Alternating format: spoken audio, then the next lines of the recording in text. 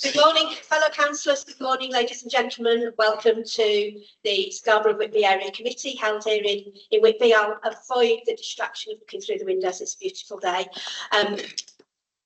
First of all, let me let you know that this meeting is being audio recorded. We don't have the webcast facility, but there is an audio recording. Secondly, we do have microphones, but they are, I'm informed, by St John lectern microphones, which means if you step away, people can't hear you. So please, can you make really sure that you're in front of the mic as you speak?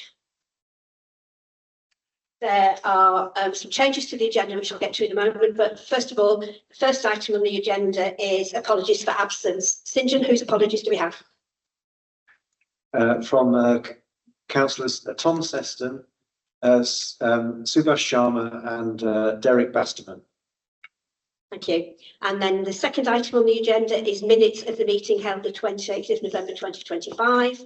Does anybody have any comments on the minutes of the meeting held in November? Which agreed? Yeah.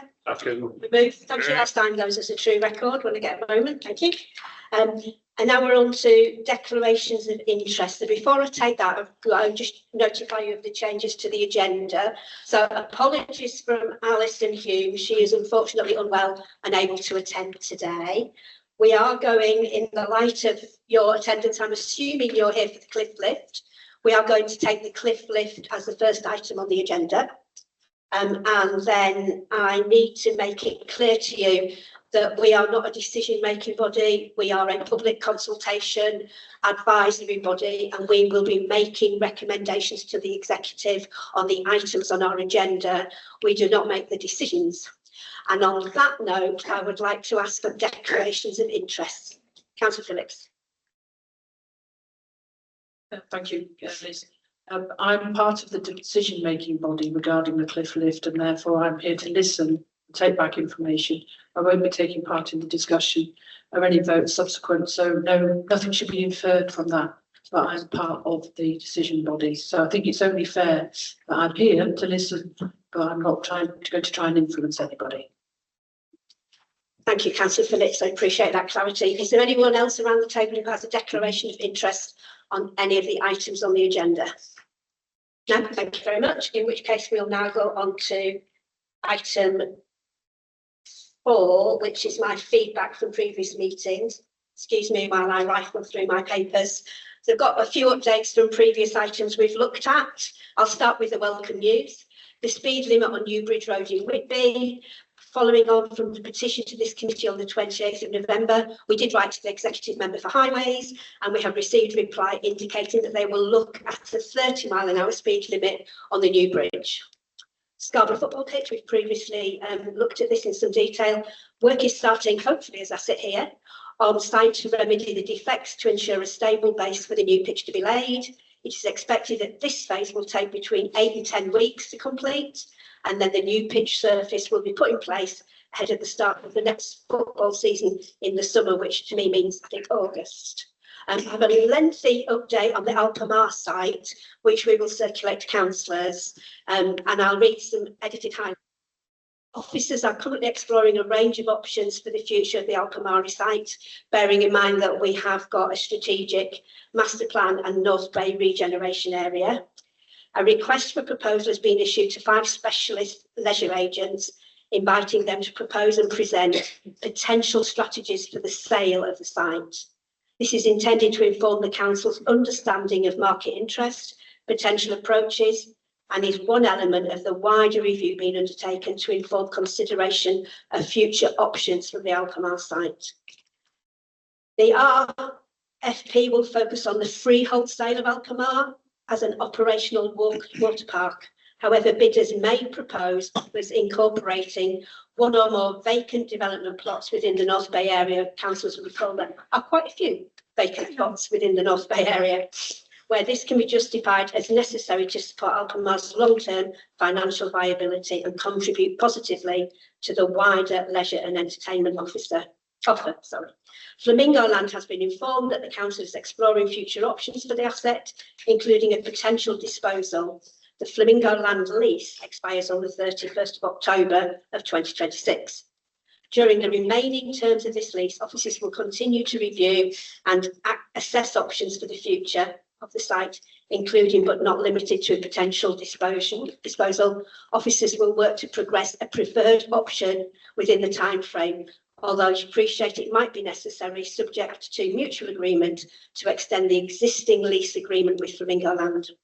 Any preferred options arising from this work will be subject to further appraisal and reported to members for consideration at the appropriate time.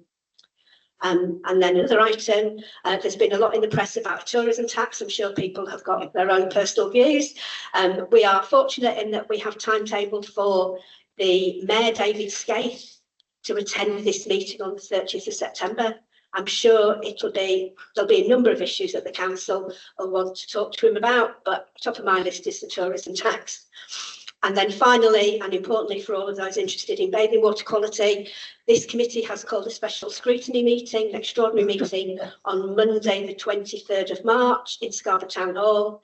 The agenda will, as usual, be published a week before on the council website. And those are my updates. I feel as if I've spoken a lot, so I'm really pleased it's item 5, which is public questions and statements. St John. Sorry, I've got the list. Thank you, Chair. So our first public speaker is Vivian Wright. Is Vivian here? Yes, thank you. Could you come to the table, please?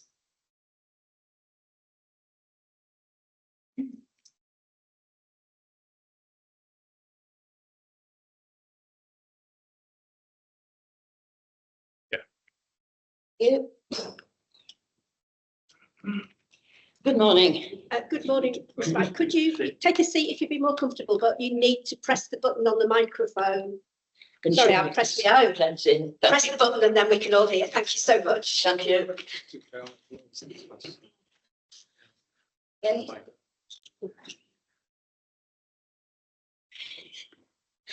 Thank you very much.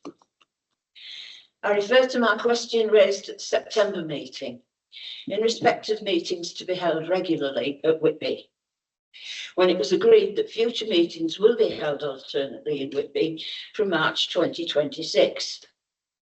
The September meeting should be held in Whitby, and I'd like to know the progress that's been made to find a venue with the required technology. In 2027, Whitby Leisure Centre will revert back to NYC ownership at the end of the 10-year lease agreement with everyone active. May I suggest that North Yorkshire Council agrees to rent the community room at the centre for future meetings and to install the technology required to stream meetings or to use a portable system. By installing the equipment in the room, it will then be ready for use when North Yorkshire Council takes over, but will also allow everyone active to rent out the room until the end of their lease, with the added bonus of the streaming ability. This way, it would be a cheaper option for North Yorkshire Council and ensure continuity of Whitby meetings from September. Thank you very much for your question.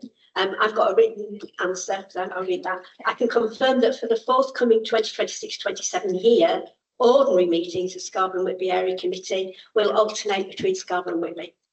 So the 6th of June is in Scarborough, the 30th of September is in Whitby, the 27th of November is back to Scarborough, and the 31st of March is in Whitby. Because of the current technological limitations at Whitby Pavilion, it is being agreed, as I mentioned earlier, to audio record the meeting and then upload the recording to the council website afterwards. Thank you for your suggestion of the use of the community room at Whitby Leisure Centre, which the council will investigate further. The council is also exploring the feasibility of a portable technical solution for venues such as Whitby Pavilion. So thank you very much for your question. You do have the opportunity for a supplementary question if you wish. I'd just like to make a comment that if you could use Whitby Leisure Centre, I don't suppose it would cost you very much with a portable system to rent that room, and the parking is much easier.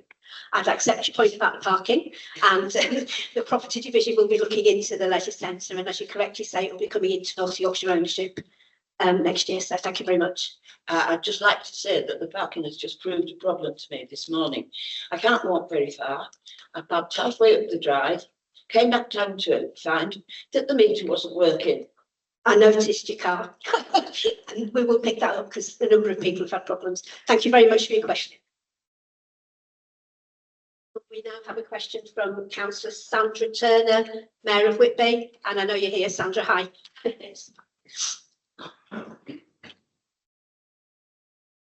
Morning, members. Firstly, I would be speaking to the cliff lift, but I know that You need to put oh, and close to your mouth, Sandra. They're quite. I'm nearly eating this thing. I know. I Can everyone hear now? Right, thank you.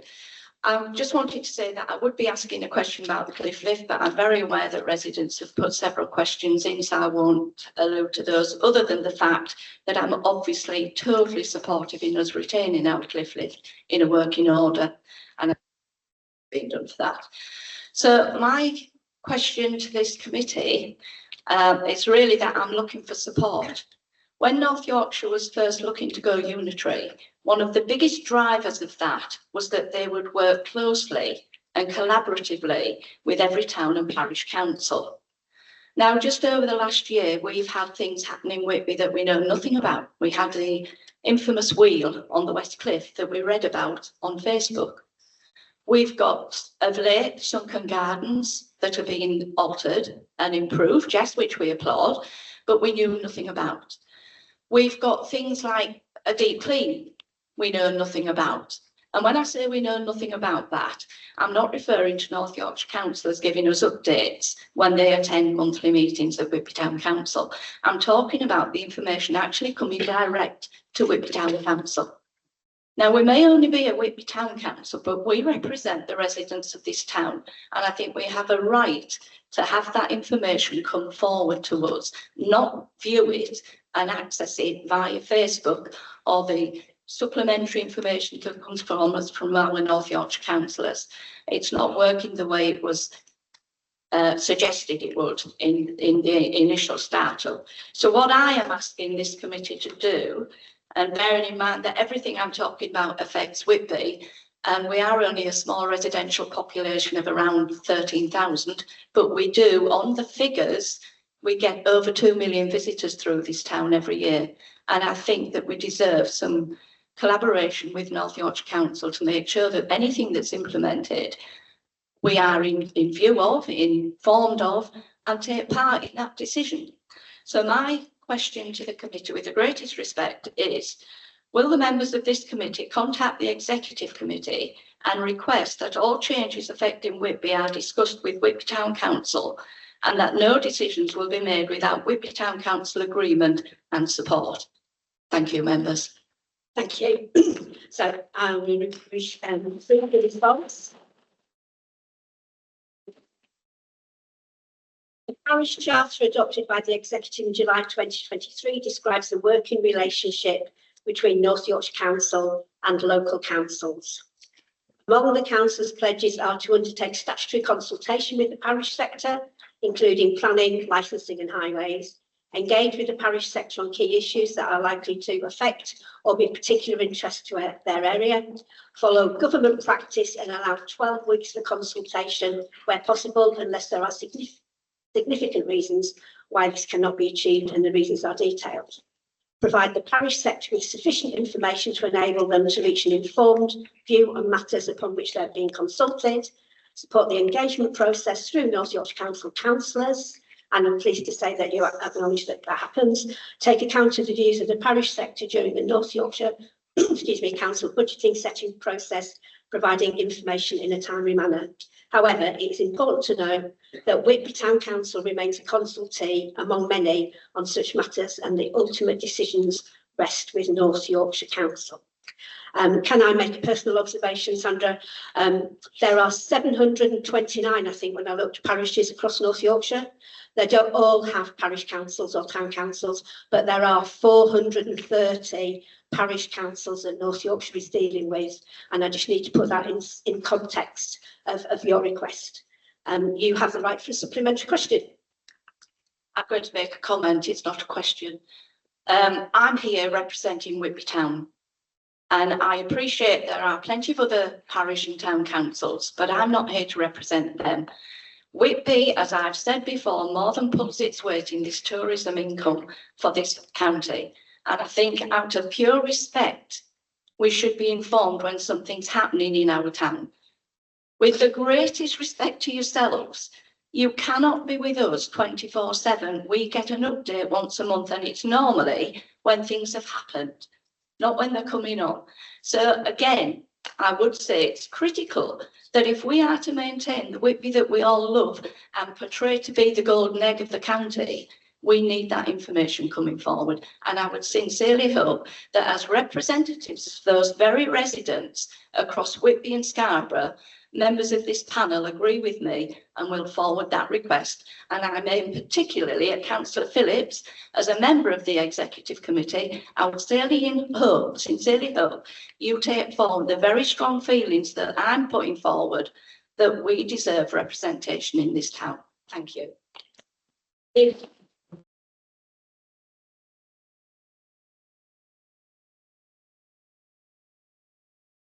Oh, sorry, microphone, it's myself. Thank you. Right. We have a number of questions on the cliff lift and the harbour strategy, and rather than take them in isolation at the beginning of the meeting, we will take them as we go through the agenda. So as I previously said, we're going to move on to the cliff lift. I'd like to welcome Chris Bourne, and I would read this, I can't read it, Head of Harbours and Coastal Infrastructure. Thank you, Chris. How would you like to do this? Questions first. Read the question. Right. I'll read the questions first, if that's okay, and the responses. So the first one is a statement from Peter Graham. You need to get my ears close, Chris. But if Peter Graham's here, would he like to come forward and read his statement?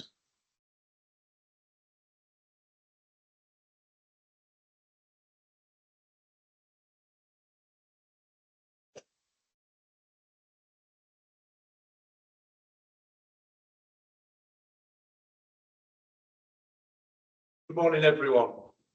Firstly, I'd like to thank all the area councillors, in particular councillors Trumper and Swanwick, for their support in attempting to reopen Whitby's Westcliff lift. I've been in receipt of a reply to my Freedom of Information request since July 25, copies of which I circulated to my two local county councillors, MP and Whitby Community Network. The request was for 10 years inspection reports for the structure, which weren't supplied. But the ones I received for 2016 and 2021, I'm of the opinion Scarborough Borough Council's neglect of the structure has contributed to its eventual closure.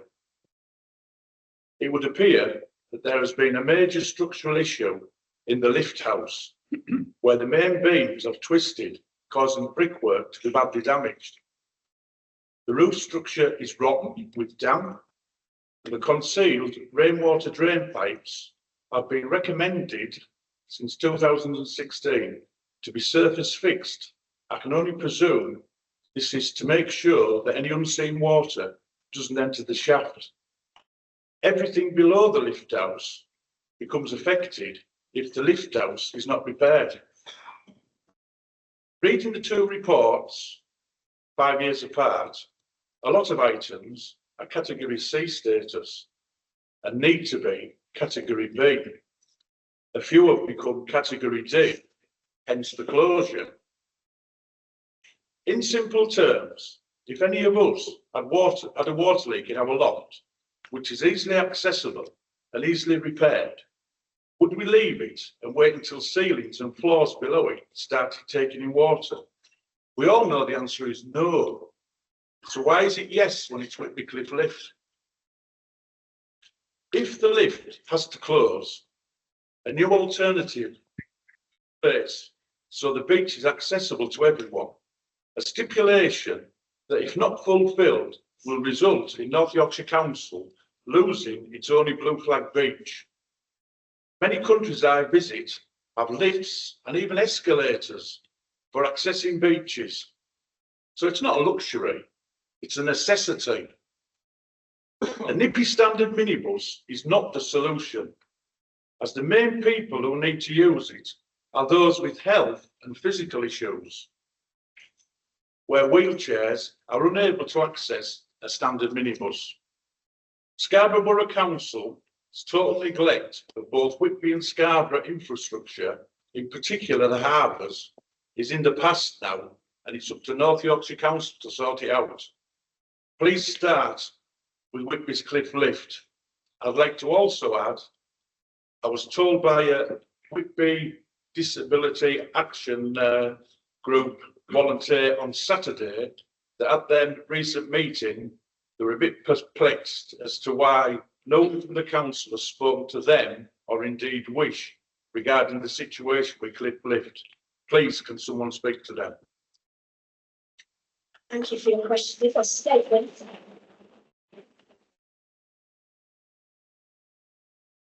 And then we have another statement, please. That is from John Howarth. Is somebody here to ask that question? Hi, Mr. Howarth. I remind you to put the mic really quite close to your mouth. It's a bit uncomfortable.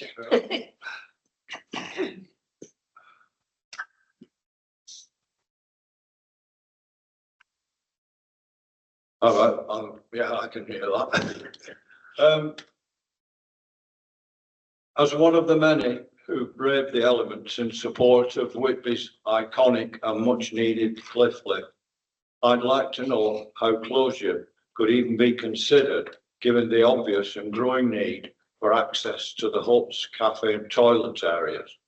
My wife and I have been effectively denied access to all these facilities since the lift's hopefully temporary closure, as the minibus option provided was little more than a joke. Access to it was totally unsuitable and its dropping off point at considerable distance from where we needed to be.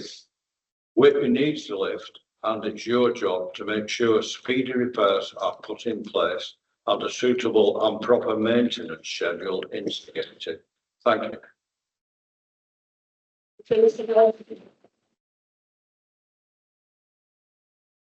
There isn't really an answer to that. It will come in the presentation. Yeah, can I just do a supplementary? No, because yours wasn't a question, it was a statement. I see. Thank you very much. But we do have a number of questions on the cliff lift, so thank you. Is Benita Nicholson here, please? Thank you. Morning. Good morning. Hello. How is it right to deny many people with disabilities to access our beautiful blue beach? Thank you. That's a direct question and we have an answer. It is not right to deny people with disabilities access to the beach. The North Yorkshire Council is not denying people with disabilities access to the beach. Like most UK beaches, the beach can be accessed via slipways and ramps. A beach wheelchair is also available. What I would also add to this is that no decision is being made here today. All of the options are being presented to the executive. All of the options are being presented to the executive and they will make the final decision. Somebody with a disability cannot get down to that beach. My daughter, my parents, yeah, I don't agree with what you said, but anyway. Thank you. Thank you for your question.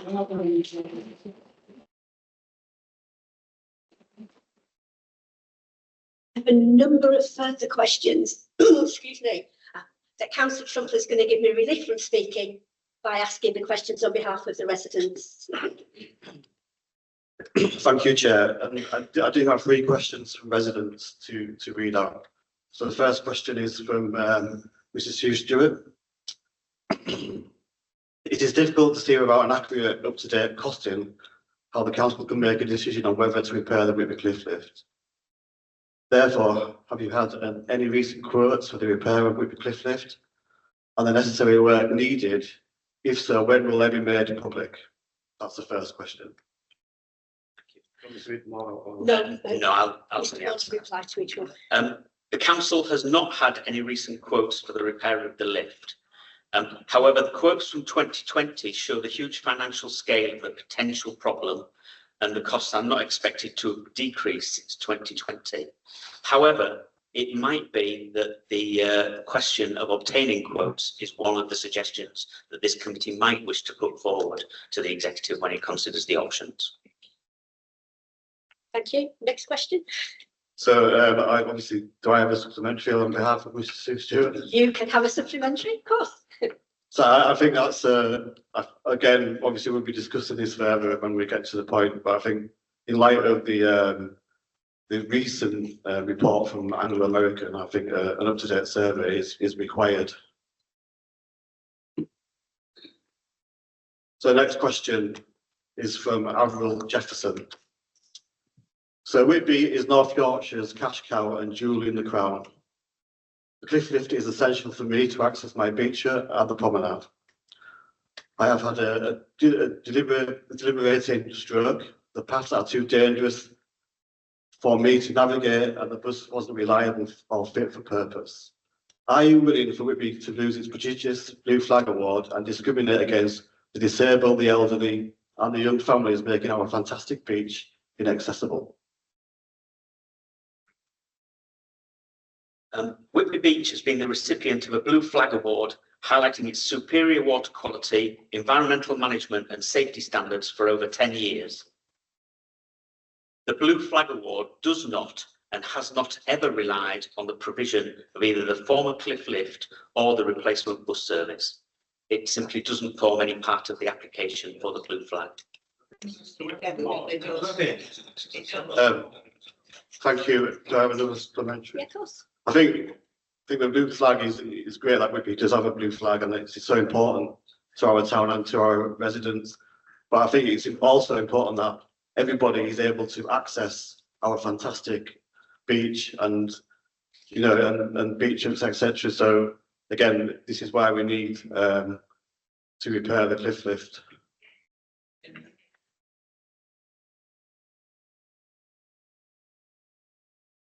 The final question, and this is from Doc Russell. I've used the cliff lift for over 70 years. It has always been damp in the tunnel, to be expected as it goes for so far underground. I believe the ventilation of the lift is the key to its life.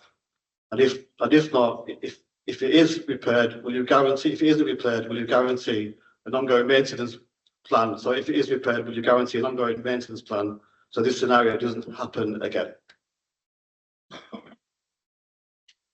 No decision has yet been made on the future of the cliff lift. However, all of the options for repair that will be presented to the executive in due course will include the associate maintenance that will be required to maintain its ongoing life, if that is the option that the executives choose. Great. Thank you. And I think it is important, if a decision is to repair the lift, that a proper maintenance plan is put in place. And I think this is where what has happened in the past, and I think it was highlighted by Mr. Graham, that maintenance just wasn't carried out under the over ownership of SPC, and they just basically let us down.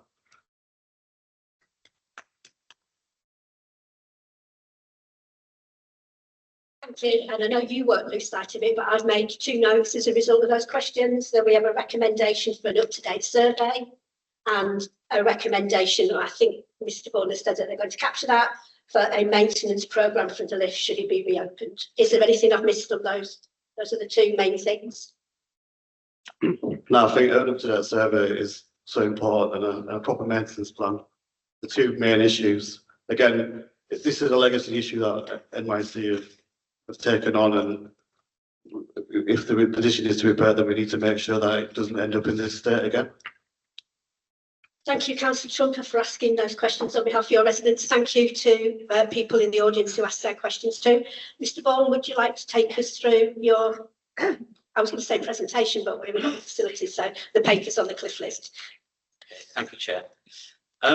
So at the last meeting of this committee on the 19th of September, the area committee received its report and it resolved to vote against the recommendation to decommission the Whitby Cliff lift and invite Anglo American to carry out a further investigation into the winter and to see what the condition of the cliff lift was at that time.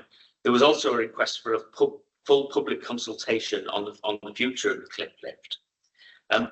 Anglo-American did subsequently undertake that further inspection, and as you can see from the papers in the report, there was no change in the condition of the cliff lift. It was still in exactly the same condition that they noted in the summer. However, they did notice that there was a new leak at the top of the lift shaft, where water was getting into the structure.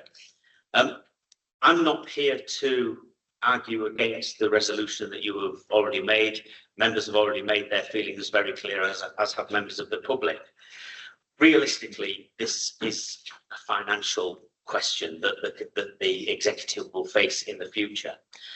In the knowledge that there's been very little change in the condition of the cliff lift, the only real new information is the financial situation facing the council. And that recently at full council, the council set a budget in the context of new funding arrangements. That was that there was a reduction in funding of just under £20 million, that the budget to balance requires savings of £20.7 million over 3 years, and to set a balanced budget, it still requires a contribution for reserves of a further £17 million. In the context of that budget did not contain any capital or revenue allowances in relation to the cliff lift. So really, the political skill needed here from the members of this committee is to convince your colleagues on the executive that the Whitby cliff lift is a structure worth investing in the light of the council's current financial situation, which on the face of it is not a great financial situation. The cliff lift can be repaired, as you have all seen from the various surveys in the reports. The big unknown, and it is a huge unknown, is the extent of the requirements to prevent the water ingress. There is a figure mentioned from 2020 when Scarborough Council did a survey of around £5 million. I need to explain to you very clearly that there is a lot of circumspect about that figure. That figure isn't based on any huge detailed surveys. It was based on an approach to a waterproofing contractor to ask them to set an indicative budget for a worst case scenario, which was probably back wall grouting of the lift shaft.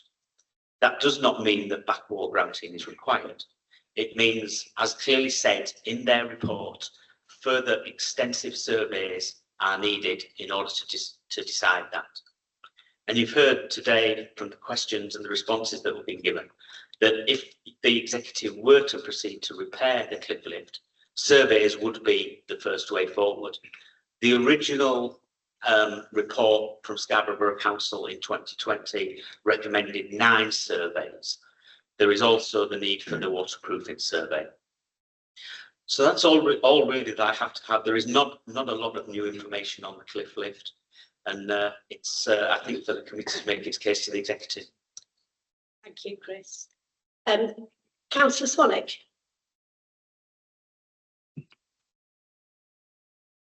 Yes, thank you, Chair, and thank you, Chris, for your report.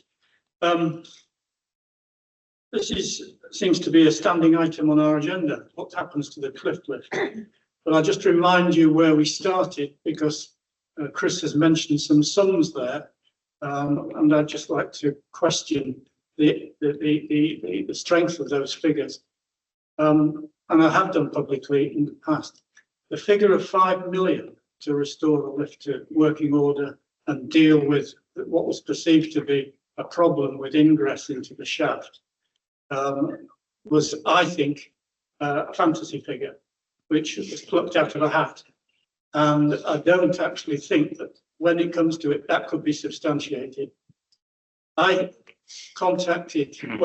attended a meeting of the liaison committee with Anglo-American and suggested to them, some of the councillors around this table were at that meeting, I'm thinking of one in particular, that I asked Anglo-American if they could use some of their expertise and skills, since they were in the business of digging much deeper shafts and having to deal with much more difficult consequences of water ingress, etc., whether they could have a look at it.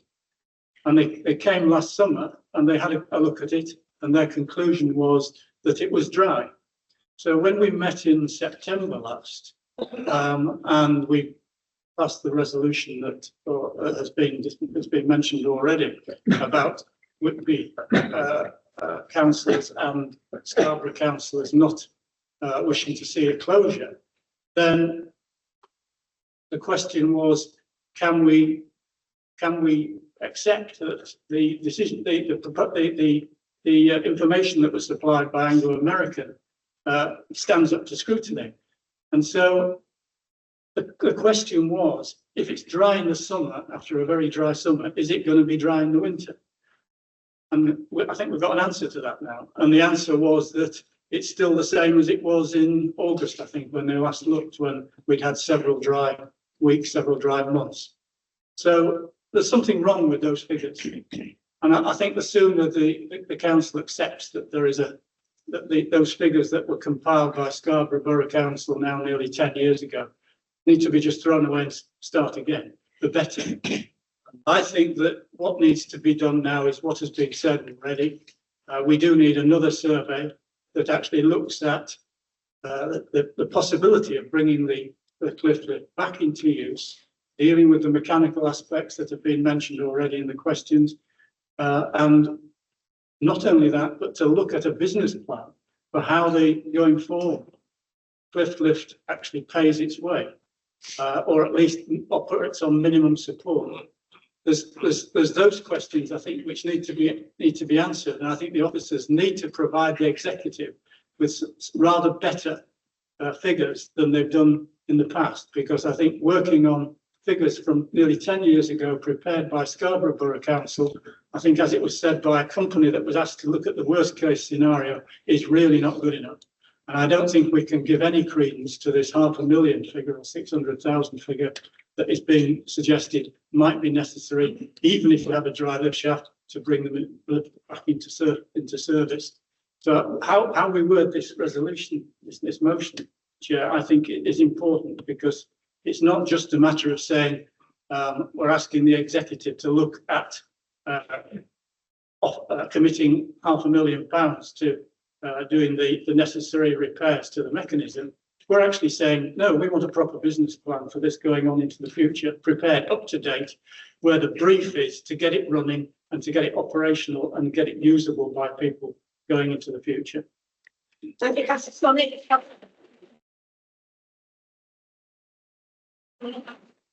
Previously asked Mr. Bourne about operating costs. So what the annual cost for a maintenance programme was. I believe you had a cliff operator here, so there's a cost to that as well. And you actually said, so the cliff lift washes its face, so looks after itself. That might mean a charge, and we need to actually explore how acceptable that charge might be.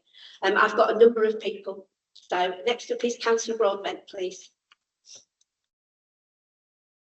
Thank you, Chair. This is a question to the officer regarding the Whitby Cliff Lift. 20 miles down the coast, a town called Scarborough, there's a miniature railway with a bridge going across, which gives access to residents to the beach. 10 years ago, it was decided that the bridge was unsafe, so it fell into disrepair for many years. Eventually, Scarborough Borough Council decided to demolish it. A few more years went past, and the planning committee decided against that, demolishing that bridge. So it's stood there now for another, who knows. So my question is, Chair, if the executive, in their wisdom, decide not to support the Whitby Cliff Lift, will there be a planning meeting to demolish it, or will it just remain as a shaft for many, many years? Thank you. Okay. The answer to that question depends on the option that the executive choose. Yeah.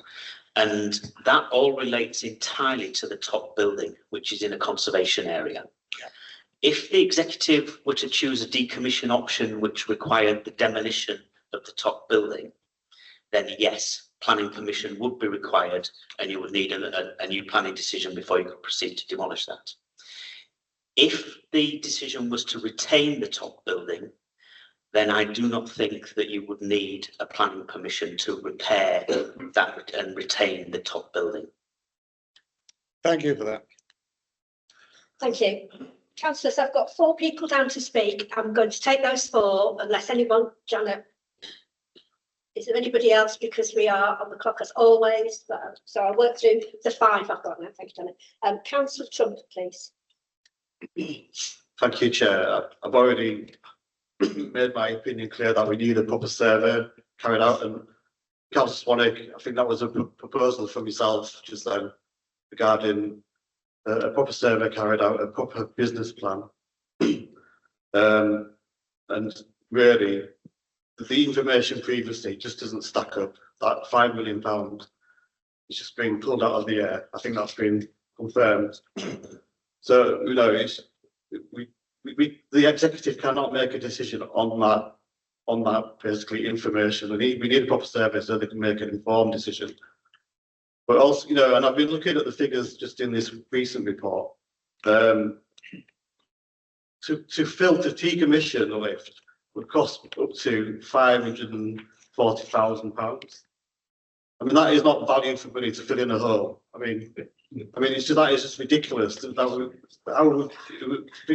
are that the officer has pointed out that we are in an economic situation, but spending nearly over £500,000 to fill a hole in is just not value for money. So we need the potential cost of repair in this report is £600,000. It's not much difference.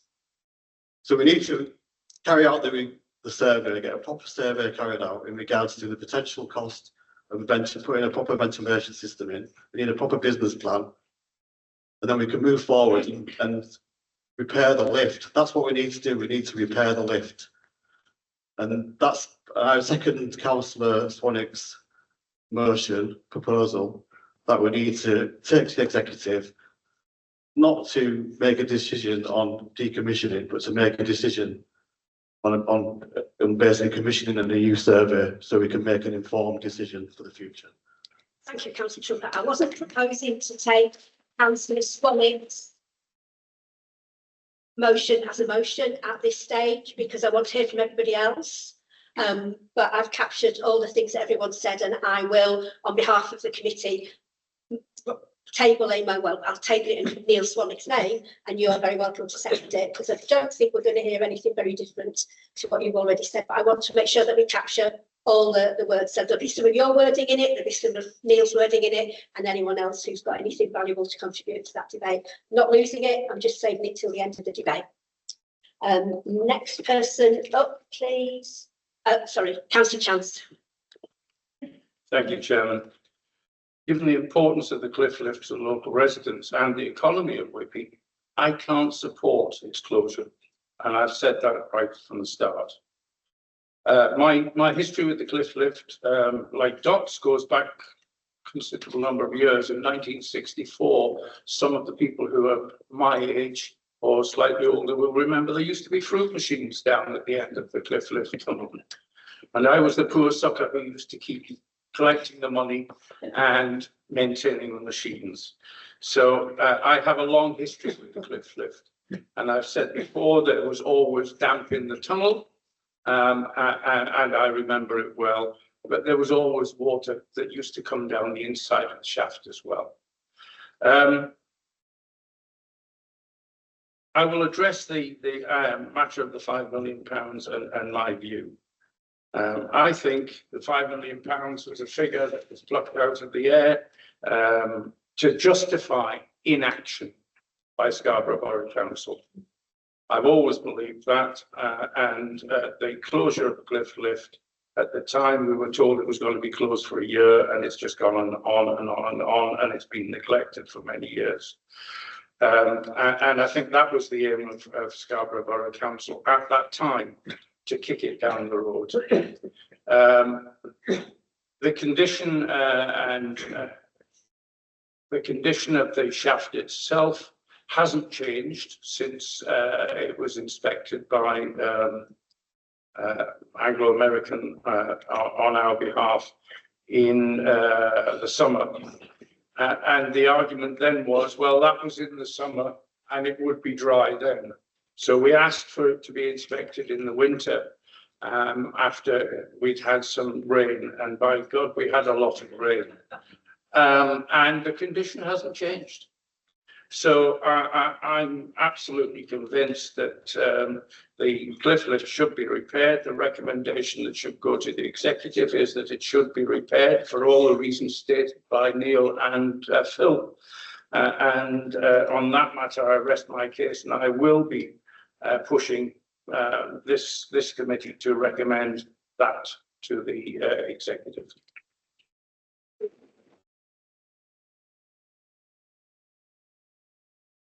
Councillor Jeffels. Thank you, Madam Chairman. I think we've heard some very good arguments this morning. And I would like to probably put in one of my own views. We've heard some impassioned pleas from people who are disabled or speaking on behalf of disabled people. I think we need to look at the wider picture. I think there's a case can be made for making the cliff lift a heritage feature.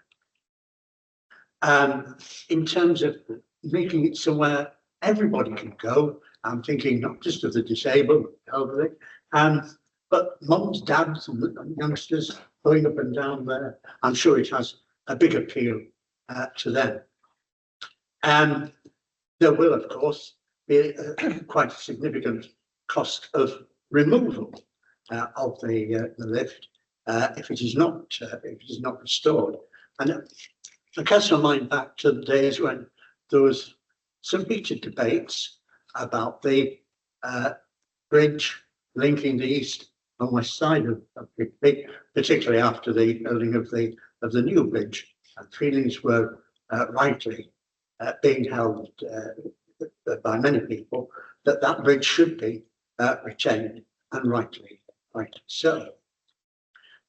If I turn this diverse to Scarborough, where we lost the cliff lift on the North Bay, and even today, several decades later, it is still sorely missed.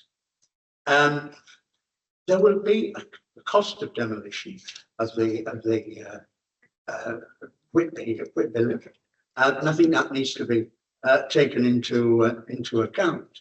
But I think we should be looking at a big picture in terms of inviting companies, top engineering companies, and probably smaller ones, at a national level, to see what they could come up with, and how we could make the cliff lift a feature for it. When you look at the features that this town has got, I mean, it is undoubtedly the most successful holiday resort in the country.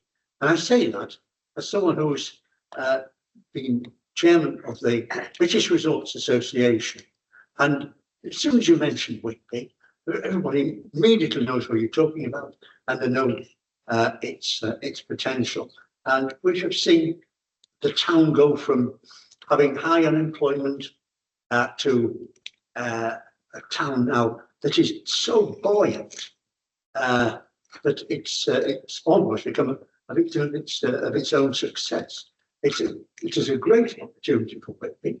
Let's make a feature of the cliff lift by broadening its appeal to those who might use it, and to those companies that could take on board the restoration of it.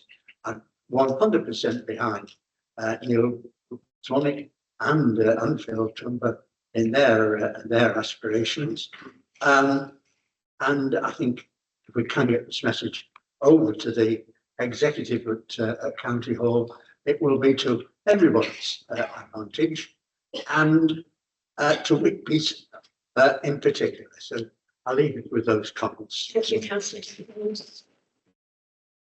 Councillor Moore. Thank you, Chair.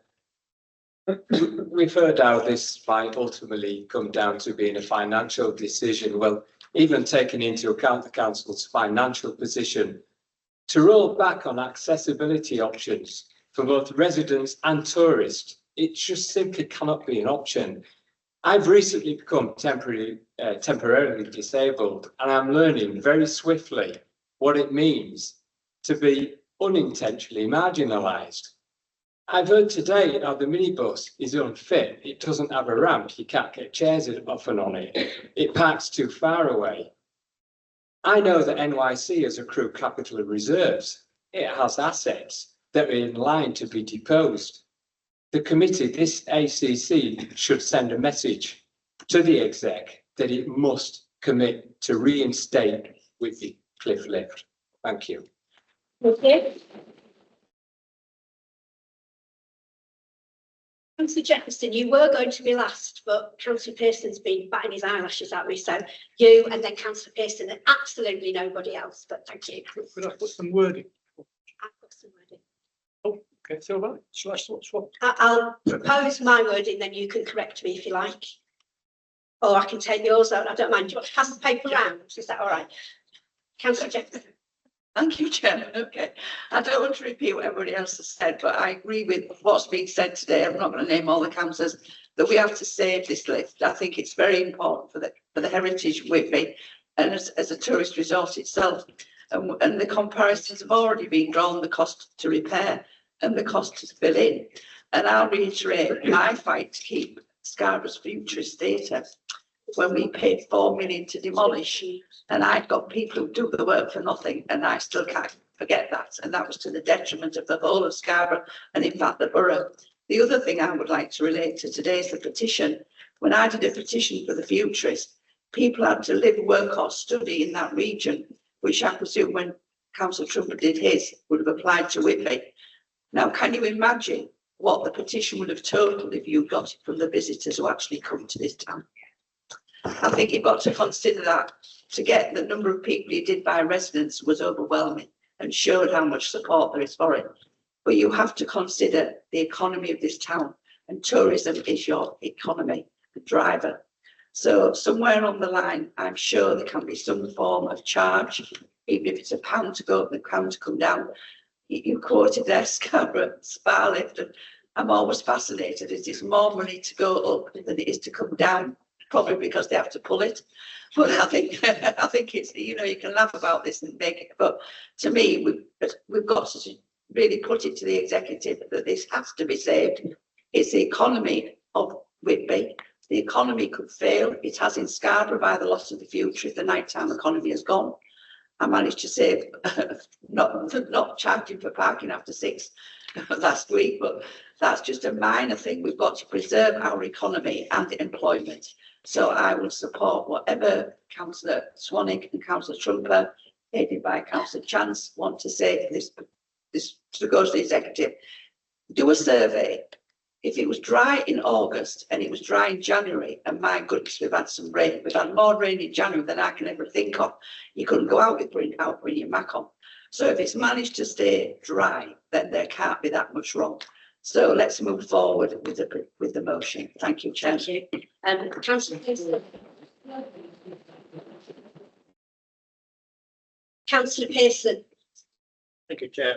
I'd just like to say the lift is To get the mic really close, Clive. I'd just like to say that the lift is a heritage asset to the people of Whitby, and it's got to be kept. It doesn't matter. We're not talking of much difference in the cost of filling it in or keeping it open. Not really in the big scheme of it, but it's a total asset to the people of Whitby. Thank you, Chair. Thank you. I am going to move to motion.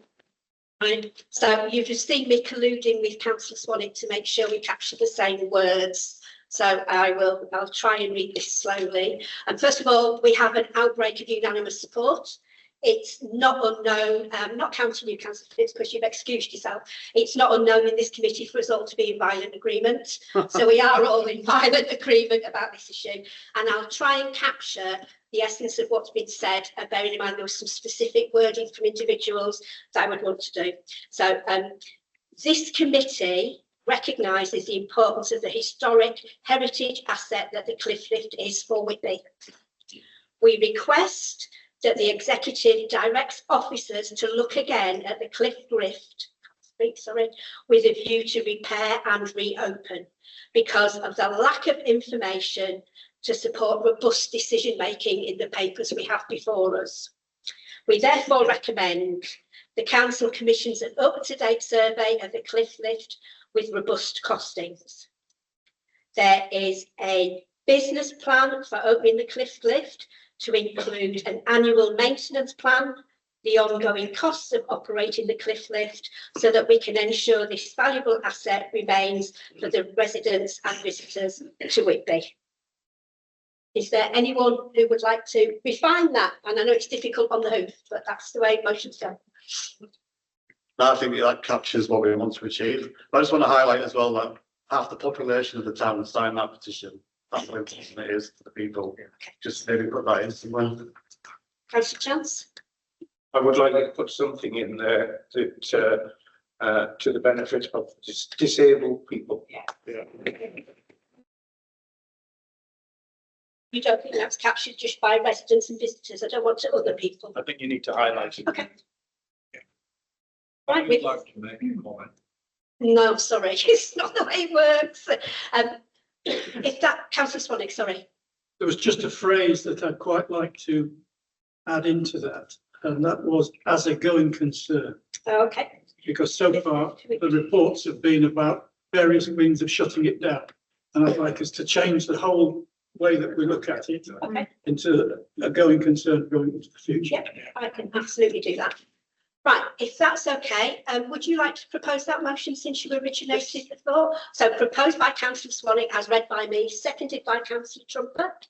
All those in favour, please show your hands, and those who can't vote, I'm very sorry. So I'll throw this in.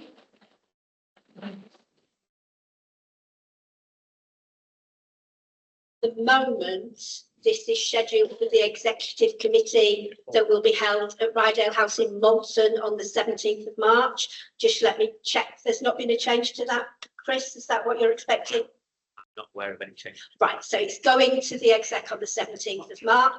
Pardon? Do you know the time? It's 11 a.m. I think, but it'll be on the council website. I'm sorry, I can't take public questions. Really, it's not. We've finished with the public participation bit.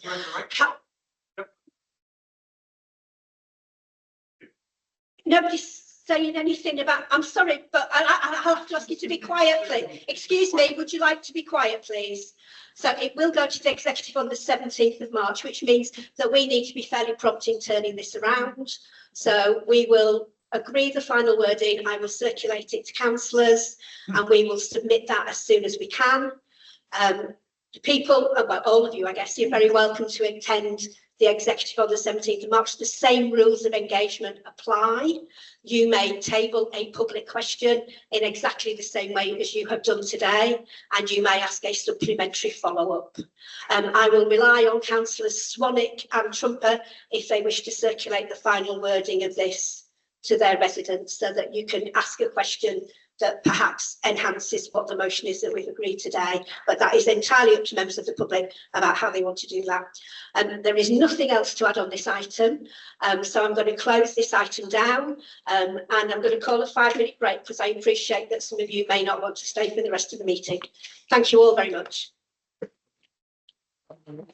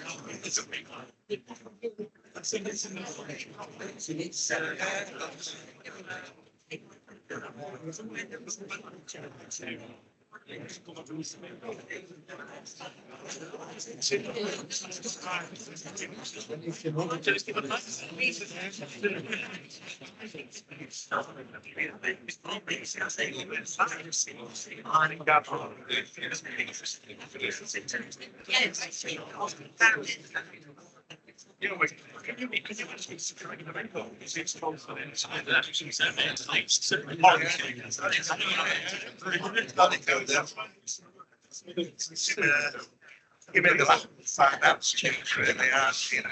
Say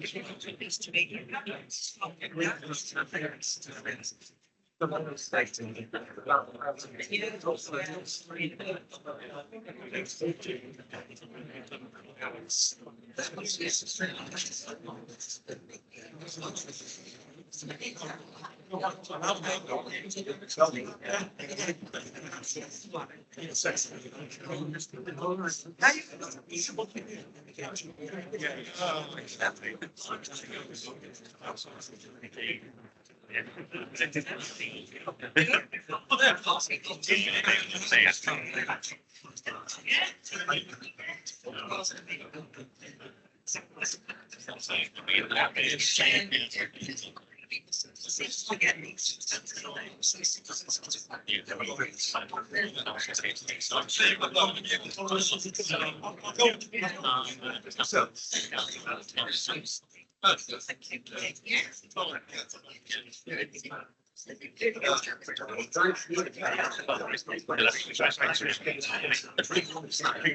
A 3-minute item. He had 3 minutes and explained that was great. I mean, I'm wondering for years.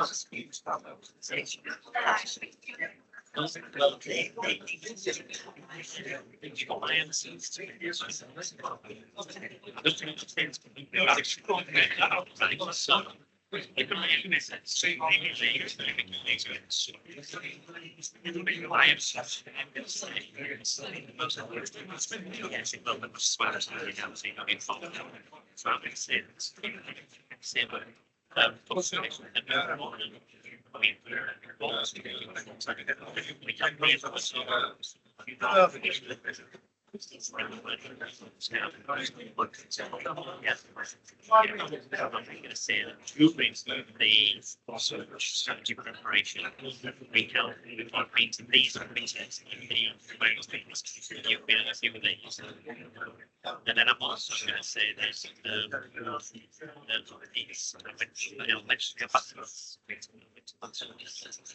then I'm also going to say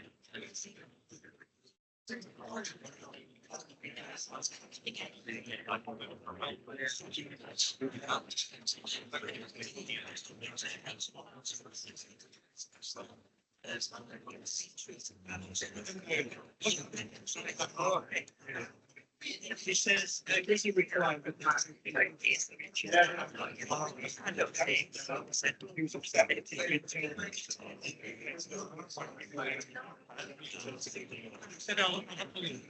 it's different, it's a legal question.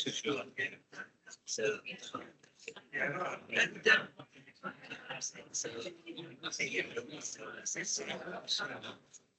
Each one of my days.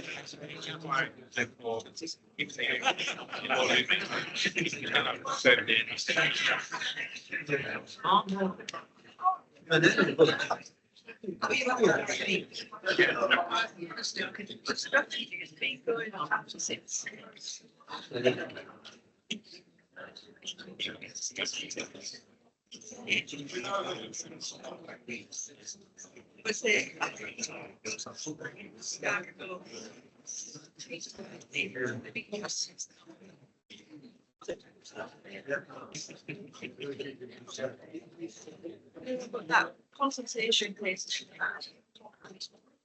Let's see what.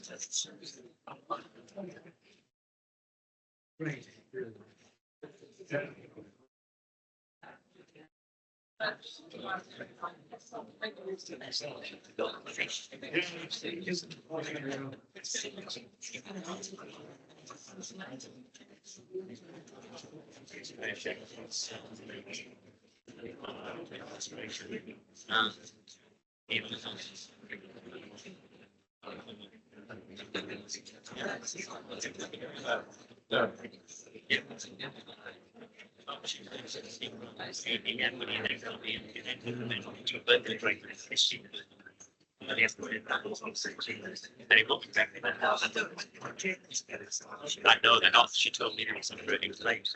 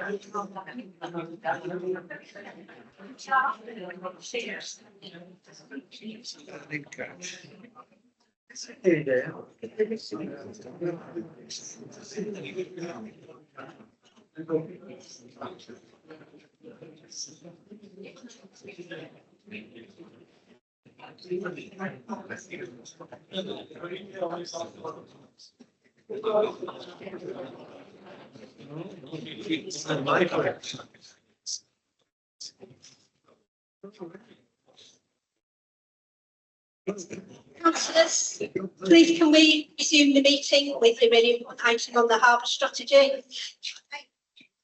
I'm making allowances for Councillor Moore.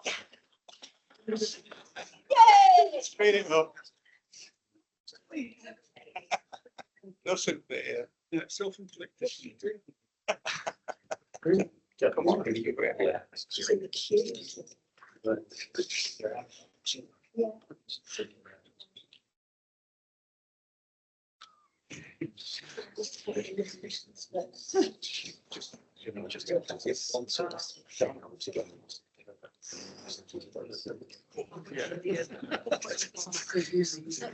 Jefferson is just on her way. There's a queue for the facilities.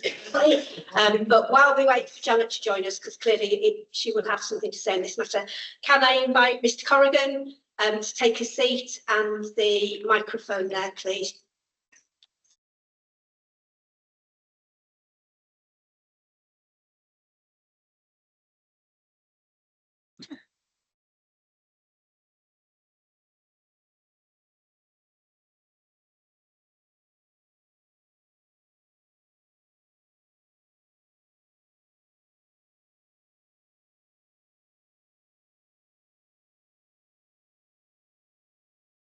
Morning, we're not quite ready for you. We'll do the courtesy waiting for Janet, but can I'm not sure if you were here at the beginning of the meeting, I did look out for you, didn't see you.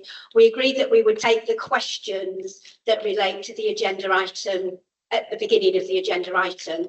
So if yourself and Mr Gray ask questions, Chris Bourne will answer them, then we'll go on to the main agenda item. And I can remind you both that the time allocated per public speaker is 3 minutes.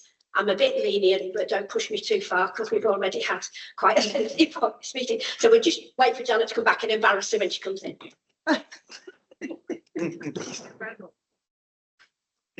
Do you want to give a spontaneous round of applause? That's really When you You are my expert on EDI. Would that be bullying behaviour? Jessica Rich got house Can you hear us, Janet? We can hear you. You are.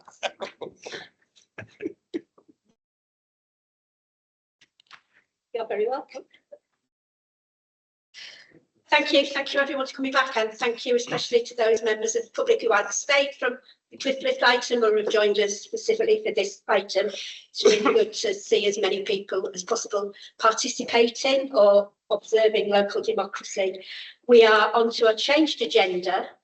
So we are on item 7, but it's really item 8, I think. I don't know, I've lost the plot now, which is North Yorkshire Council's Harbour Strategy. As I previously said, we have 2 public questions, which we'll take before we get to the item. Mr Corrigan, the floor is yours. Thank you. On the North Yorkshire Council website, in the section for consultations regarding the current consultation on the draft harbour strategy, on the website page, it states the following: we are taking the draft plans to committees, sharing with ward members, town councils and harbour user groups to gain a breadth of expertise. I would like to understand the proposed measures for accommodating the crew transfer vessels and dozens of guard vessels in connection with the servicing and maintenance of the world's largest offshore wind farm, to which our port is the closest located. You will be aware that a local business has invested over £100 million in crew transfer vessels and is keen to desire to operate these vessels from its home port of Scarborough. Please confirm when the draft harbour strategy will actually be presented to stakeholder groups and the Scarborough Harbour users representatives, so that members of the public and the harbour users can finally engage with the authors of this desktop study for what is proposed, so they can provide consultation replies for the 22nd of March 2026. Thank you. Mr Bourne, would you like to respond? Certainly. There are a number of proposals in relation to CTV and guard vessels in the draft strategy that are included in the strategic action plans. These include improving dredge depths, which is within strategic objective 5, item number 1, extending the West Pier, which is within strategic objective 5, item number 2, and exploring the provision of a boat lift, strategic objective 5, item 6. The draft harbour strategy has been available as a public document since 8th of January 2026, and the website enables any member of the public to download the strategy and provide feedback and comments on the strategy through the website. The draft harbour strategy is being presented to 2 public-facing committees where members of the public can attend and ask questions. The first of these was the Transport, Economy, Environment and Enterprise Overview and Scrutiny Committee of North Yorkshire Council at its meeting on the 28th of January 2026, and the second is this meeting today. The proposals for the strategy were discussed at the Whitby Harbour Users meeting on the 23rd of January 2026. The proposals for the strategy were discussed at the Filey Cobble Landing Users meeting on the 26th of January 2026. And the proposals for the strategy will be discussed at the Scarborough Harbour Users meeting on the 5th of March 2026. Thank you. Can I supplementary? You certainly can. Well, I think you need to read your own minutes from the Whitby Harbour Users Group, because it says in your minutes, you refer them to look at the website if they want to know about this draft strategy. And regarding taking this to formal committees like this, it doesn't allow us to engage. We have to put questions 3 working days in advance in writing, so we can get a platitude in return. This document that you produced is nothing other than a desktop opinion. To be able to substantiate the statements you made within that document, you should provide what has been refused to me 3 times from Freedom of Information, which is the transit data of commercial vehicle vessels, including guard vessels, survey vessels and crew transfer vessels from our port for the last 5 years. The figures will explain exactly what the situation is, and it will show how invalid that this document, because it's a work of opinion, not fact. This committee must demand the last 5 years transit data to show an exponential growth of us, the closest port. Thank you. Thank you for your supplementary question. Is there anything you want to come back with, Mr. Boyd? I believe your FOI request for transit data was provided to you. It was redacted because there was personal information in there, but you were provided with the full log of all of the transit data. You just couldn't see the names of the vessels. How on earth can we differentiate between? How can we differentiate between documents? Please. If you redact the information, this committee must have that information. This report is invalid. I ask you to respect this committee and this chair. Please leave the seat. We are doing our best. We will discuss things as we go through the programme. As a reminder, the Harbour Strategy is a public document. Anyone can respond to that. It's on the council website. This is just part of the formal consultation that the council is doing with statutory bodies. I don't know who's speaking, but please be quiet in the public gallery if you've not tabled a question. Mr. Gray, would you like to table your question, please? Again, I remind you, it's 3 minutes for a public question, and in theory, it's a minute for a supplementary. Morning, everybody. Thank you for your time. Good morning, everybody. Thank you for your time. In the draft harbour strategy, it talks about our strategic objectives. And one of them is to strengthen relationships with harbour users and stakeholders and work in partnership to achieve a common goal.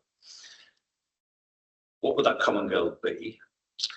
But my question is, who are the user groups that you are considering consulting with? Who chooses who sits upon these groups?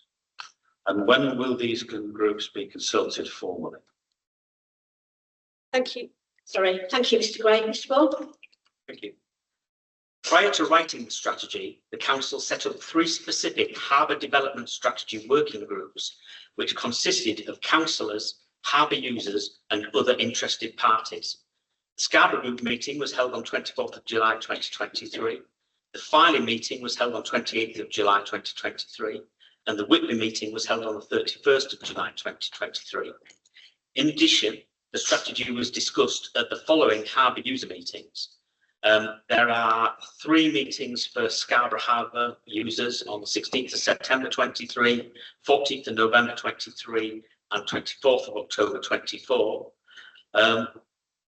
There was also an extraordinary meeting that I called in Scarborough regarding the West Pier path strengthening, and how the strategy was also referred to at that meeting on the 23rd of September 25.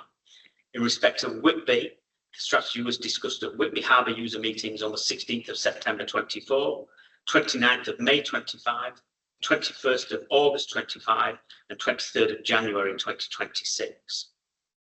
The proposals for strategy for Filey were discussed at the Filey Cobble Landing users meeting on the 26th of January. The proposals for the strategy were also discussed at a meeting of the Scarborough Business Ambassador and Marine and Renewables Networking event on the 26th of February 2026, last week. The proposals for the strategy will be discussed at the Scarborough Harbour users meeting, which takes place this week on the 5th of March 2026. The groups are attended by elected members and harbour management, with users' representatives being selected in consultation with the users themselves. Where a properly constituted organisation already exists, such as the Scarborough Yacht Club or the RNMI, the organisation is asked to nominate their representative. Where a constituted organisation does not exist, harbour management have previously approached selected users of good character to see if they would be willing to represent a class of users informally. Many of the group members have been members of the harbour user group for many years, decades in some cases, demonstrating the longevity and success of the approach. Notwithstanding that a group for harbour users exists, individual harbour users are not obliged to communicate through these groups and are free to contact the harbours team direct at any time in respect of the draft harbour strategy or any other harbour matter. Thank you, Mr. Ball. Mr. Gray, do you have a supplementary question? I most certainly do, but just in answer to that briefly, could we have a list of the people who sit on the Scarborough Harbour user group, please? Thank you. We'll take that as your Thank you very much. We'll take that as your supplementary question then. Thank you very much.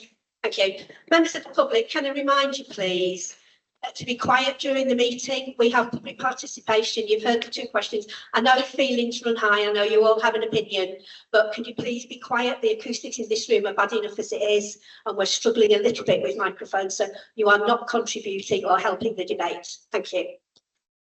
Mr. Ball, would you like to address the main item agenda? Thank you. The North Yorkshire Council is the statutory harbour authority for Scarborough and Whitby harbours. There have been former strategies prepared by Scarborough Council, but these have as long expired, as most members will know.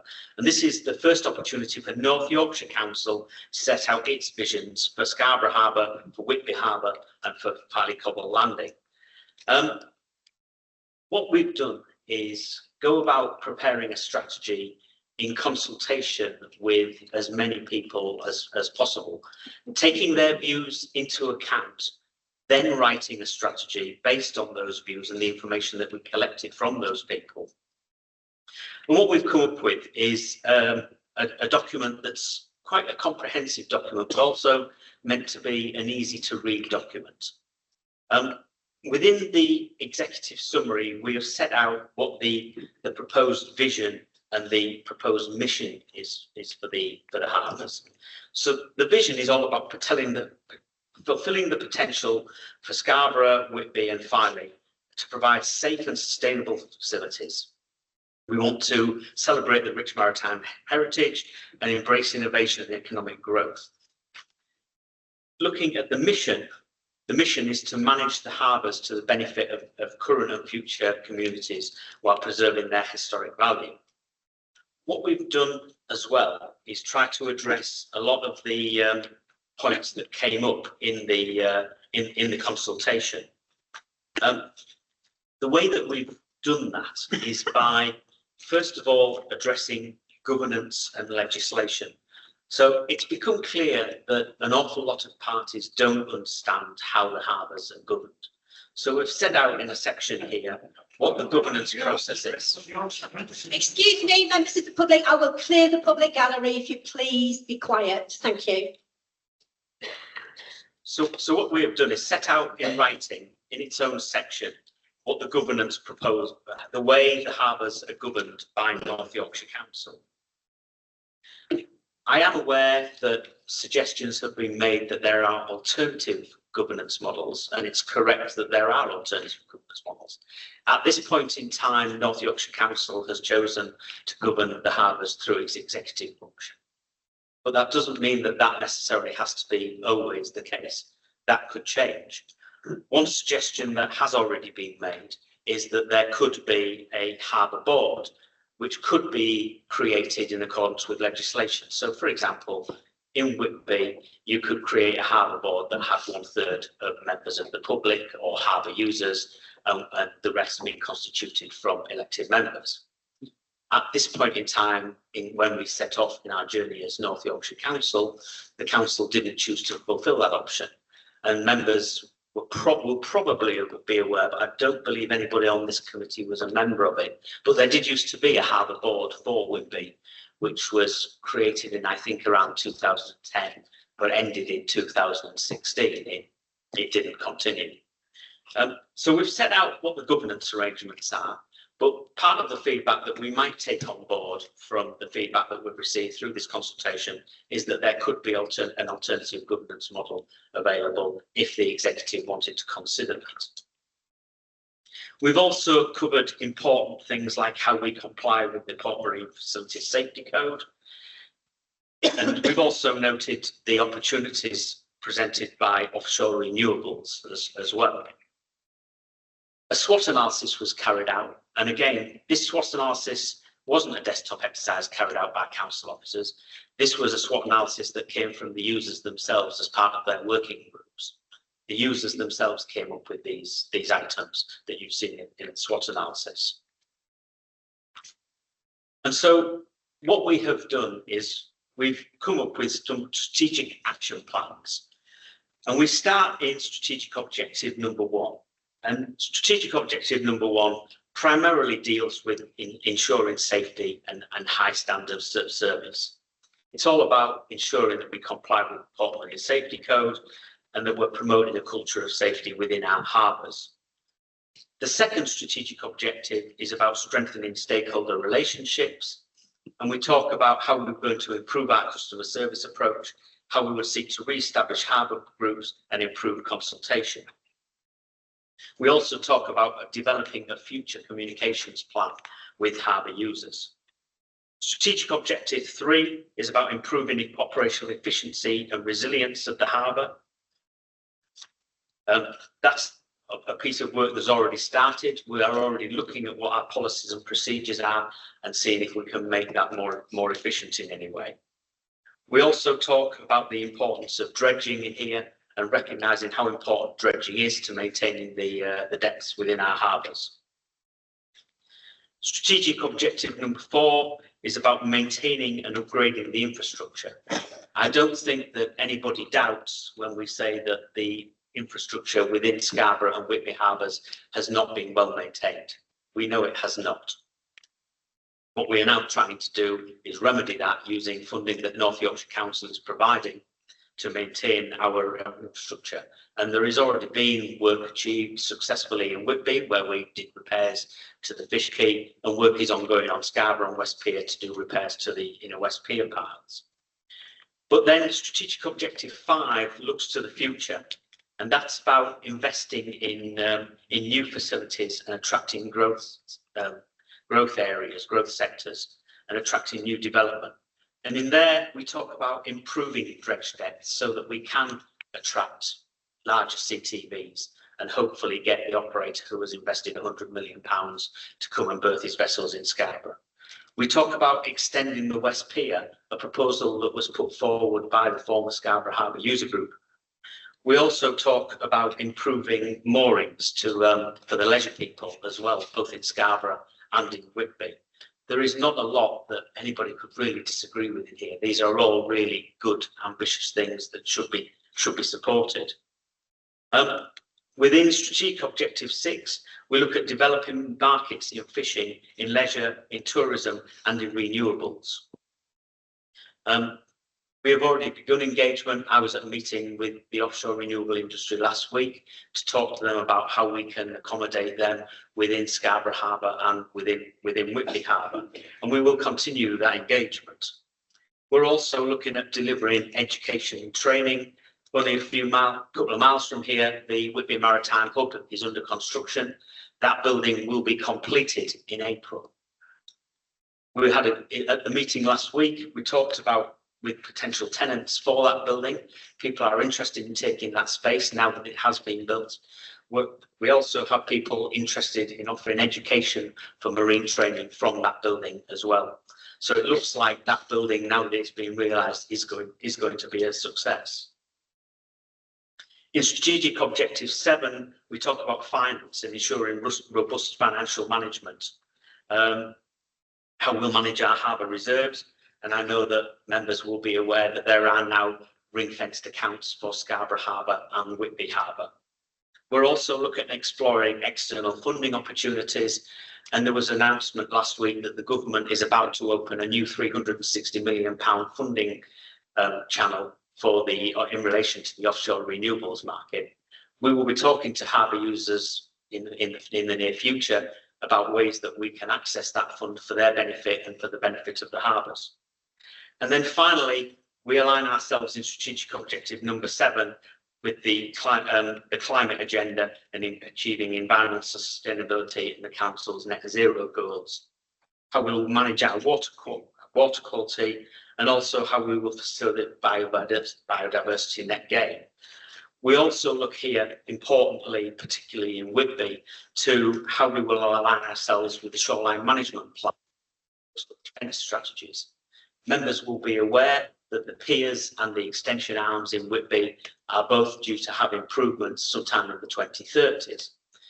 These strategies need to align with the shoreline management plans and the coastal defence strategies, so that when DEFRA and the Environment Agency open up their funding for these projects, we are in the best place to bid for that funding and deliver the improvements that are needed. So that really is the full extent of the harbour strategy. As I mentioned, it is out for consultation now. It is a document that is available for all. It is on the website. Anybody can download it. Anybody can pass comment back through those channels, and we look forward to receiving all the comments through the website and any other methods of feedback, and we will then seriously take those into account in presenting the draft strategy to the executive for its approval at a later date. Thank you. Thank you. You don't yet have a date for the executive then? Provisionally, I believe it's on the forward plan for April. Thank you. Councillor Moore. Thank you, Chair. Thank you, Chris, for the report. Under Strategic Objective 5, the draft harbour strategy states that the council will explore provision of a boat lift, subject to the West Pier regeneration scheme being completed, sufficient demand being demonstrated, and external grant funding being secured. Given that the current grid is ageing and vessels are having to travel to Bridlington and beyond for maintenance, many harbour users may feel this reads as conditional and open-ended rather than a clear commitment within a 10-year strategy. Can you clarify whether the council intends to move beyond exploration to a defined delivery plan for a boat lift in Scarborough, and whether this will be firmly integrated into the West Pier regeneration programme rather than dependent upon it? Secondly, this week, Harris Fencing installed around the now defunct Building 1, closing the busiest toilets in North Yorkshire, and that's following years of neglect. How does this fit into this strategy? I don't know if it does or if it can, but I will say we need those public toilets reinstated ASAP. Thank you. Before Mr. Ball responds to that, I have had a chat with him this morning about the West Pier toilets, as you would expect. They are with property. So I said to him, we won't discuss that today, but we will get an update after they've done a further investigation into the sandstone and the apex on the roof. So if you don't mind, we won't take that today because it's not directly related to the harbour strategy. Mr. Ball. Thank you, Councillor Moore. In relation to your boat lift question then, can the council commit to a boat lift? It's quite a difficult question. The problem is there's no point in buying a boat lift if it can't travel between the gap in the buildings. So when I say in the strategy that provision of a boat lift is dependent upon the regeneration, on the delivery of the West Pier regeneration scheme, I absolutely mean it. The West Pier regeneration scheme includes the demolition of Building 4 and the shortening of Building 4, which are fundamentally required to deliver a boat lift. A boat lift cannot travel between the gap between the two. I don't wish to speak for the executive, and I can't speak for the executive, but I don't believe that the executive will be prepared to commit funding to a boat lift until such time as that gap has been created. What I can tell you, however, is that some funding has already been secured for that boat lift, both from North Yorkshire Council and from the Mayoral Combined Authority. There are structural improvements needed. If you wish to put a 150-ton boat lift on a historic listed pier, then clearly that pier is not going to take 150 tons without some significant structural improvements. Some costings have been done for those, and those require additional grant aid. And it might be that as part of the new funding that I've just mentioned as part of my presentation, that we look to apply to that fund for those strengthening works for the boat lift. Thank you. Councillor Swanwick. call councillor Swanwick now. I'll come back to you. Excuse me? Would somebody like to leave the room, or could you just please be quiet? It's not helpful at all. Councillor Swanwick. Thank you, Chair. I've got several points on the harbour strategy. And the first one is a sort of existential one, really, because I represent Whitby Strenshaw, which includes Whitby Harbour within its geography, but also in terms of the population around the harbour and the people who earn their living from various maritime trades tend to come to me if they have a problem on the harbour. However, I have to say I had no involvement whatsoever in the development of this strategy. In fact, it goes back to, I think, 2023 when the first harbour users meeting was being called. I did speak to your predecessor, Chris, who at that time had assistant director status, and he assured me that board members would be involved in the development of the strategy, but it wasn't the place for councillors to be at harbour users meetings because they had specific needs and specific wishes. And so I graciously stepped back and did not push the issue any further. But I'm rather upset that it says in the report that ward members have been part of developing this strategy. I'd just like it to be put on the public record. I've played no part in this apart from when you brought earlier drafts to this committee here. Secondly, I really do question how many of the harbour users, in fact, have been involved to the level that you seem to suggest. I've recently been lobbied by Whitby Yacht Club, who tell me they have major concerns about the depth of dredging and also bridge opening. Now, depth of dredging is mentioned in your report, but bridge opening doesn't play a part whatsoever. Now, I understand there's various competing demands upon the bridge, whether it's open to allow traffic across or whether it's open to allow vessels through. And that is not in any way referred to in the report, and it really seems like it should be. The other factor is in relation to not the leisure users, but the commercial users who I would like to encourage. And this committee was very involved in commissioning the report Beyond the Shoreline, which is given a mention in the report.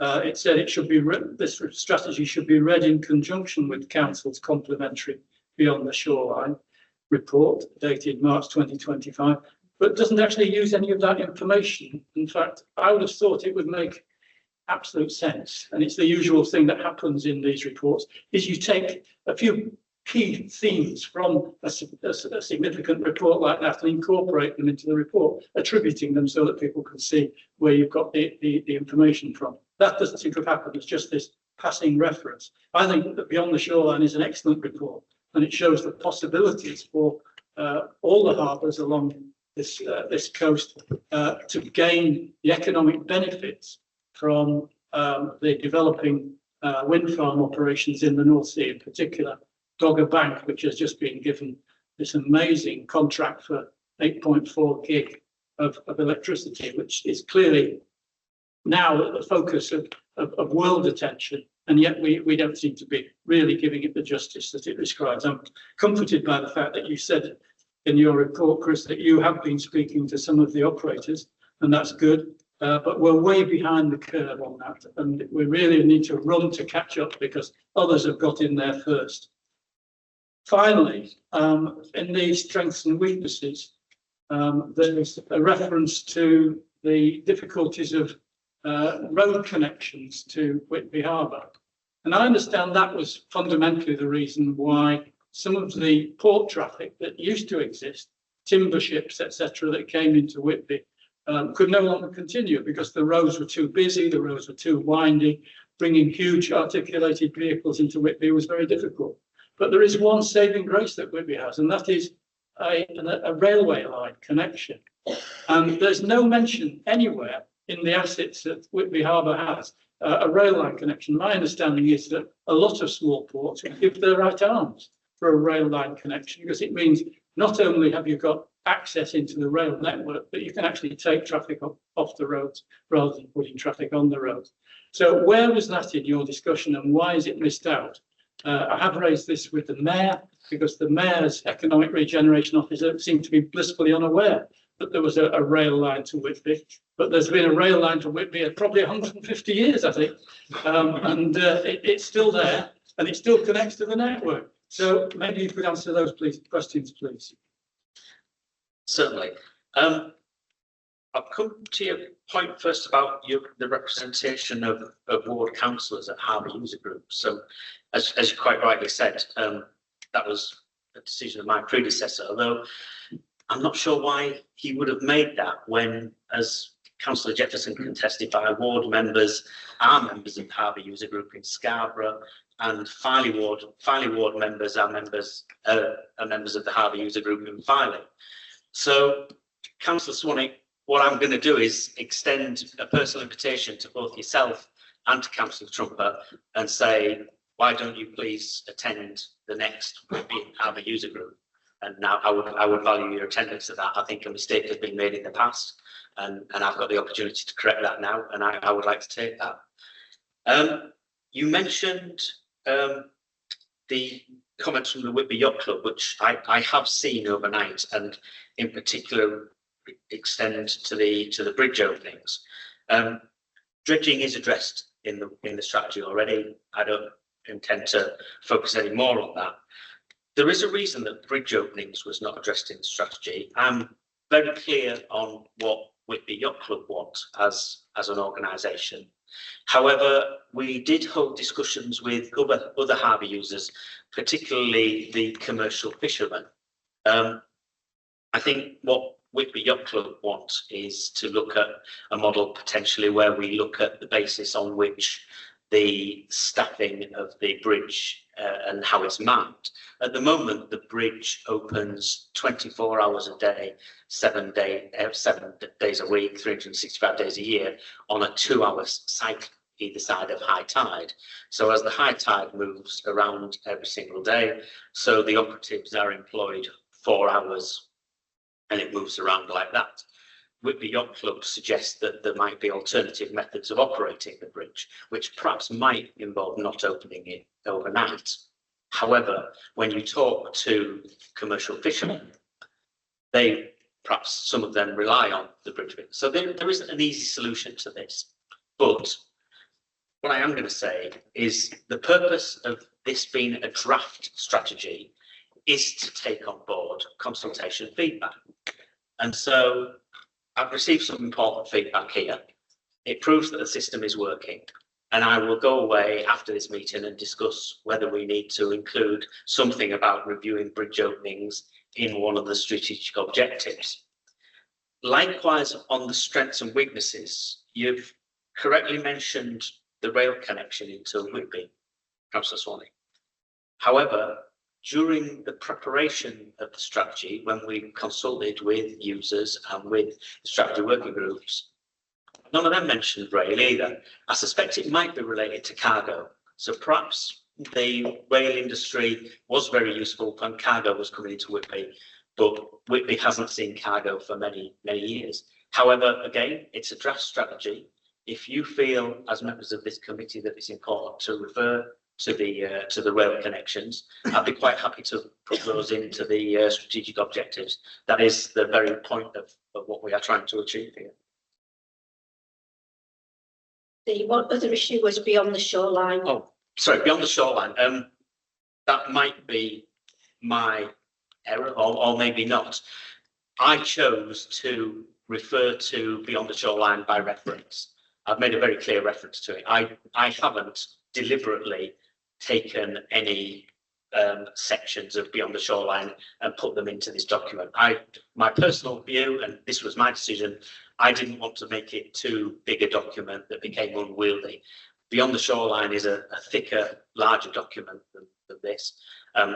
My aim in drafting this was for a more concise strategy, and so I only made reference to it. Thank you. I'll come back to you at the end about the things we want to add, but I think you've captured them all. Councillor Moore, I missed you because I'd already called Neil. Did you want to come back? And then I'm going to call Councillor Trumper. Thank you, Chair. It's just if shortening the proposed building 4 is required for harbour operations, is the officer aware if planning advice has been sought as to whether that would necessitate a new or amended planning act? Thanks. I believe that the current advice from the local planning authority is that a new application will be needed. I'm going to call Phil, Councillor Trumper. Is there anybody else wants to speak? Councillor Jeffels. Oh, Janet, I'm so sorry. Janet. I'm sorry you've gone in a world of your own. I am. I'm in a cliff list. I think I put me on about 20 minutes ago, but don't worry about it. Councillor Trumper. Thank you, Chair, and thank you for the report, because it's a bit concerning that the authority in charge of transport didn't realise of the train line into Whitby. But on said that, thank you for the invitation to the Harbour Youth Group. I will be attending. I haven't been invited before previously, but I will be attending from now. The highlight I did highlight at the ONS meeting the lack of in the strategy, the lack of shore supplies in there, and the mention of shore supplies into both Whitby and Scarborough. Or was there a mention, or has it been changed? I think there is a mention, but I'll just look while you're speaking quickly. Yeah, I mean, it's just to me, again, that's been brought to my attention by harbour users, that the lack of shore supplies. And again, how important it is, that needs to be rectified. Another, you mentioned the yacht club. Again, I received the email from the yacht club regarding dredging levels, and dredging is mentioned in the strategy. But I've also been lobbied by the Whitby Jet Ski Club, again, regarding dredging levels. We've been finding it difficult to launch from the slipway on the marina because the removal of the mud hasn't taken place. That's to me, again, that just needs to be looked at. Maritime Hub, that's in the report, and it will be finished in April, and it's good to see that tenants are going to be taking places in that. So I think that's something positive, that the diversification of Whitby Harbour is something really important. So the opportunities are there for the offshore wind industry. So it's something that we need to be basically we need to concentrate on, which is going to provide opportunity for many people, for local people for years to come. So again, yeah, but thank you for the report, and those are the issues that I'd like to have raised. Thank you, Phil.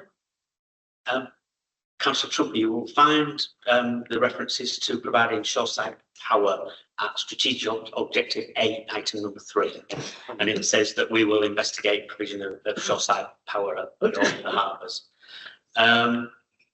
The Jet Ski Club, interestingly, I've had a separate consultation response. It's not from a jet ski club, but it's from another sort of like alternative leisure user. A really good comprehensive response, actually, and a young lady has made some really good suggestions that I'm going to be seriously looking at as well. But in respect of dredging, I just want to inform the committee of some recent good news, actually. So the committee is aware that we've been on with the dredging for several months now in Whitby, but we've been somewhat hampered by the conditions that are attached to the dredging licence around the quantities that can be removed, and also an exclusion area around Devon Wharf. We've been working very, very hard to try to remove or relax those conditions. And I'm pleased to say that last week the MMO did agree to remove the 5,000 tonne limit per month on dredging. So that does mean we can achieve more dredging and get the harbour dredged quicker, subject to weather and sea conditions. Thank you. Councillor Jefferson. Thank you. Where to begin? I think the main topics or points we have to take on board more than anything is consultation and communication. And one of the items under strategic objectives, number 2, to strengthen relationship with harbour users and stakeholders and work in partnership to achieve common goals. I think this is important in every industry, but more so in the harbour industry, because there's so much knowledge in and around our harbours of Scarborough, Whitby and Viley Cobble Landing. Yes, I joined the users in 1999, and I was quite surprised at my first meeting that they'd never even received any accounts. And that we were told wrongly that the harbour had £38,000 to run on. And I said, how can that possibly right? You know, so we all questioned from there. But at least now, with various court casings, we've ring-fenced the funding. But I think we can go back many years. We used to have a special harbour committee that met in Scarborough Town Hall. I don't think there's anybody here, councillors, that were actually on it. Sorry, of course you've been here since time immemorial. Oh, hey. And the usefulness of that was you had the committee, but you also had the gallery where everybody connected with the harbour could feel they were involved. Agree, you can't shout from the gallery, but you can listen to the points raised. We had a harbour users, and we also had another group below that, which I can't remember the name of it. I can remember the man who chaired it, who met ad hoc with harbour users. He took it then to the SHUG group, as we called it, Scarborough Harbour User Group, and then it went to the full harbour committee. And I think we've learned now more than anything that we have to be open and transparent about everything we do. And I think somewhere on the line we've got to reconnect with these users, and especially the knowledge that they have. And there's one part in this document, I've read it so many times, it says, this is a text-only version for review, comment, and most of all consultation. The latter being of the most importance in assessing what is needed through the enhanced stakeholder engagement, financial planning and investments to improve our running and facilities, keep them safe and most of all sustainable. How are we going to achieve this? We've got to embrace the challenges already within the industry, the ageing infrastructure, restore and rebuild, taking on board climate change, environmental initiatives, such as improved shoreline power. You probably don't know, we are desperate for new substations within this area. I was involved with this going back 4 or 5 years, and I toured Northern Power Grid around the power station we had. Initially, there was a 30-year lease on Friarage School in a playground.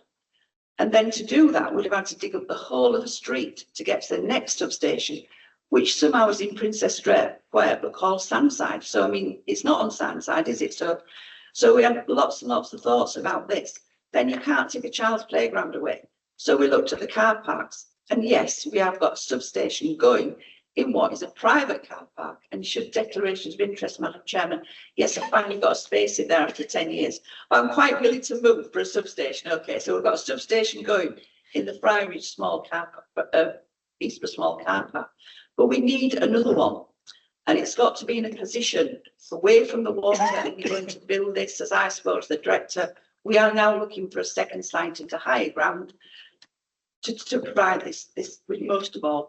But that's one thing. And we've also got to invest in offshore and wind farm chain opportunities, including provision. We've gone on about dredging to accommodate CTV and guard vessels. Are so vital to progressing our industry, which in turn sustains employment, skilled employment, and also our next generation. I don't know whether members are aware here, but the UTC in Scarborough, which was developed for young people, say 14 to 18, that don't want to go to university, we've now got marine courses going on there. and you've mentioned the Maritime Centre in Whitby, which again is 2 sources. Harbours are so important to Scarborough, Whitby, and in some ways finally Cobble Landing, which slightly is more commercial. And we need to progress this. We can't fall asleep on it. I mean, the Blue Sky project is one where we're going to expand the quay of West Pier.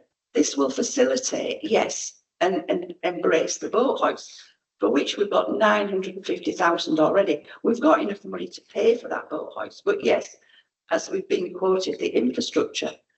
And my annoyance with the infrastructure, and I brought in this, I called in an executive decision to repair steel sheet piling instead of replacing it at a cost of 1.85 million as against 4 million, which would have given us 50 years instead of 10. I didn't realise, I had a customer in my shop the other day who came and bought. I was on about the weather and he said, I haven't seen much of it lately, John. I'm just diving. I said, oh, what are you doing? He said, I was doing the steel sheet piling. So I said, oh, how was it going? I said, we wanted to replace it. He said, well, it would have been a damn sight easier than repairing it up. And that was his comment. And we still don't know. We've got 10 years with that, and we've got to do the bullnose, and we've got to do it around the lighthouse. But all these things are tried and tested. We've made a lot of mistakes over time. And we've got to make sure going forward, we don't make the mistakes. And we've got to be able to talk to the people with knowledge. Some people are so passionate when they want to email about things. You've got to realise this has been their life for so many years. So we've got to move forward and make sure that things happen. I had a meeting with the chief executive, Richard Clinton, the leader of the council, and Bobby Mainprice in November to see how we could further the industry of wind farms. It was a very progressive meeting. And he was asked, what did he need? He needed the depth, and correct me, I know somebody will. I think it was 2.7 metres dredging, and also power to log on to. So power is an ultimate thing that we must have. And so we're going on about so many different things, but we've got to get it right. We've got to make sure that the people with the knowledge are consulted, all their comments are listened to. It's no good saying we spoke to this, that and the other. We've got to get around the table with people in a sensible way to move this forward. And it's so important, is all this to us. And I mean, I'm trying to think, I had another subject I want to bring. We brought dredging, we brought the boat hoist, right. I was treated very despicably when I called in that steam sheet piling. And I pride myself, I am a woman, I've worked in construction for 20 years, and you're in a man's world. But I do think I know some things about things. And to say that a certain area, they would have loved 1.8 million for their residents. Well, it wasn't 2 weeks later, they got 37 million to do a station project. Didn't think about that. And he muddied the water by saying I was talking about 25 million. I wasn't, I was talking about 4 million. 25 million might be what needs to be spent in 10 years. You can't wait 10 years for some of the improvements that we need in this harbour. The infrastructure alone needs repairing ASP. You brought up building 1. We know that is an issue. We know that's a problem. And we know about the plans and needed space for the boat hoist. The plans are going to be revised or reformed.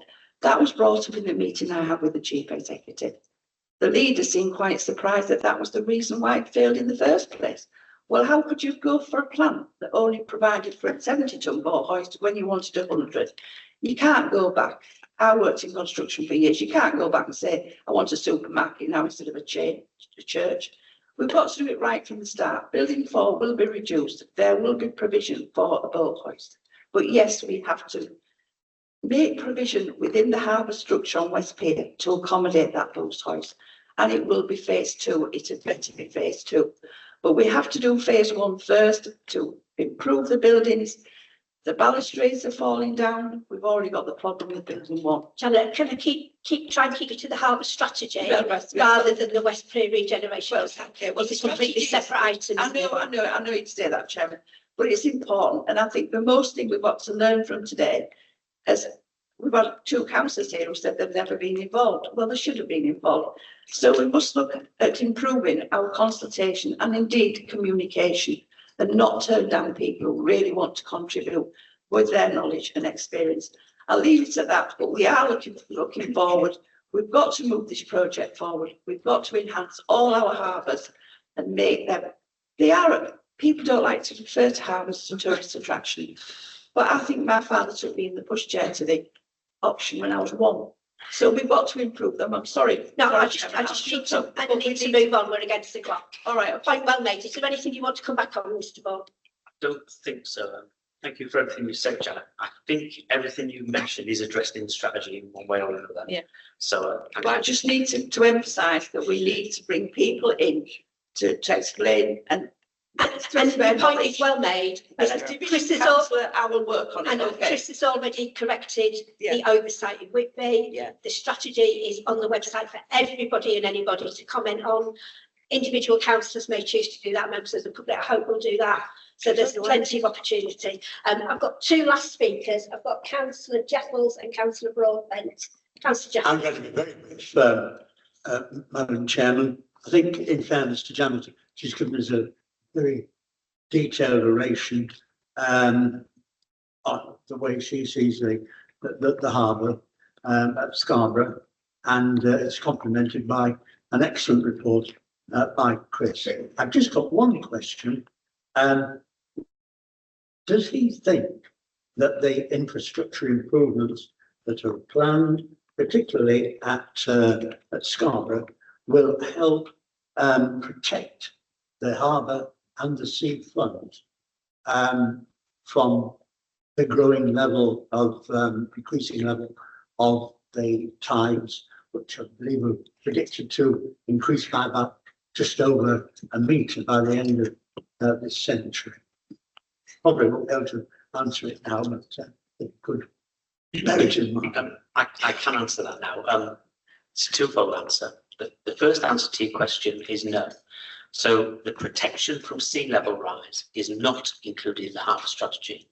It is included in the Scarborough Coastal Defence Strategy, which is currently being prepared, and that will be coming to members for consultation later this year. So that's where climate change and sea level rise is addressed in the Coast Defence Strategy. Thank you very much indeed, Chris. Thank you. And the last question, Eric Broadbent. Oh, sorry. Thank you. Eric, I'll try and be briefer than David.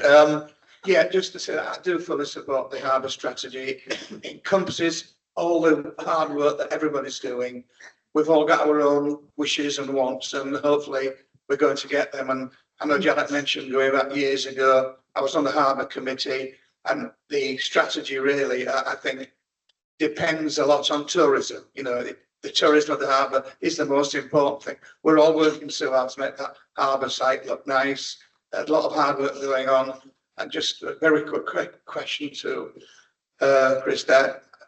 A few years ago, we had a special visitor to the harbour, and if there's any money left, could we have a statue of Thor the Walrus on there, please?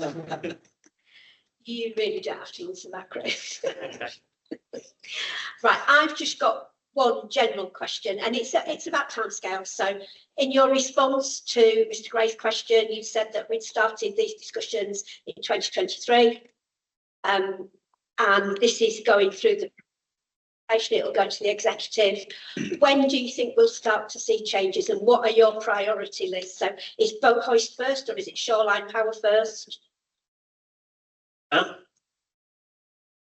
You won't be surprised if I answer that question by saying it depends on funding. No, I'm not surprised, because that's my next question. So it all depends on funding. There's a few things that we can do. I think the main thing, the things around service improvement and financial management improvement and policy improvements, they're all underway now. There's a working group being set up internally, which is looking at all of our policies and procedures, how we issue berthing contracts, things like that. Those are all being mapped, and the team are looking at if there is more efficient ways of doing that. That work is ongoing now. They are what I would call quick wins, which could be delivered within a year. Dredging is, without a doubt, the most important thing in both of the harbours. There was no dredging for a period of years. It proved almost impossible to secure the dredging licences. We've now managed to secure them, and we're now managing to remove some of the associated conditions with those. So dredging is ongoing now in Whitby, and it will be in Scarborough as well. So we're currently on the campaign in Whitby. When the campaign in Whitby is completed, the dredger will come back down to Scarborough and do another dredging campaign down there. And then it will come back to Whitby for a second campaign, and in that way. So dredging, again, that will be ongoing throughout this year. In terms of future projects, some of those projects fall into two categories. So it's no secret that we would like to improve some of the berthing facilities, and the pontoons in particular, in Whitby and in Scarborough. Those can be achieved quite easily through investor-save proposals, where we know that we can, but we have the money to essentially buy the equipment and install it, and it can be repaid by the income generated from the facility. So those are things that we can look at quickly. I would like to look more closely at the extension of the West Pier in Scarborough. But that's probably in the region of a 20 to 25 million pound project. But I think that that project would potentially be a good candidate project to put in for this 360 million pound grant that is becoming available from the government within the next month or so.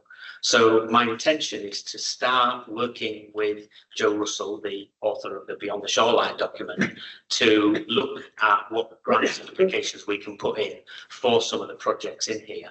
We've already got a feasibility study on shore power.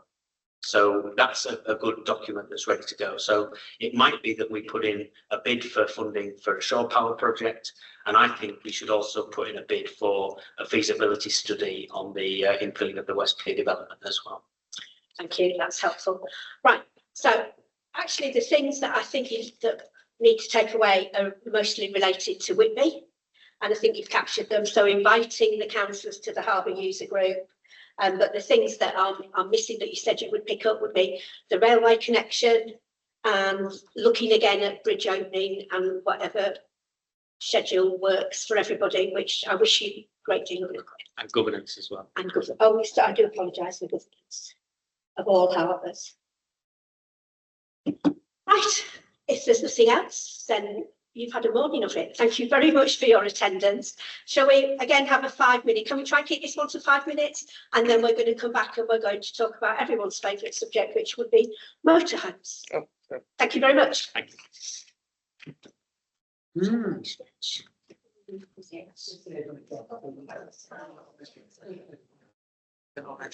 Yes, it's all right. No, yeah. Yes, I think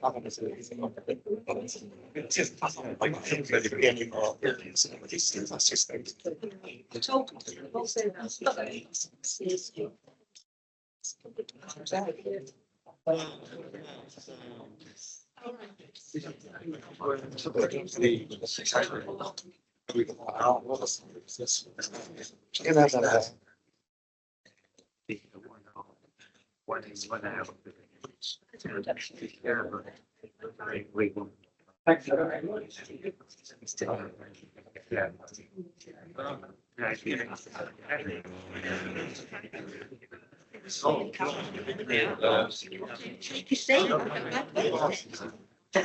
Yes, it's not one thing with PRO.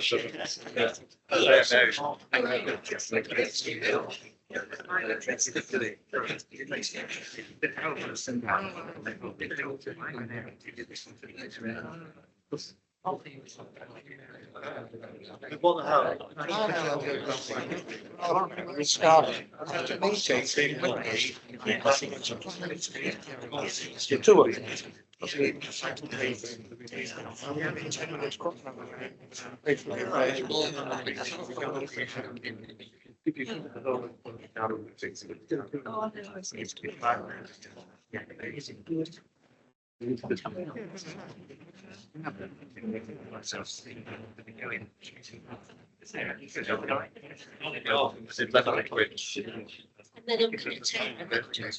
I only see comments and I read it long on 2 months away. But there are some decent good stuff because yeah. So then you should go and move somewhere else and you got to do it. Yeah. You know, I think yes. These are not.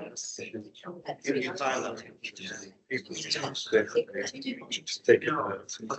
Move somewhere down where take it off.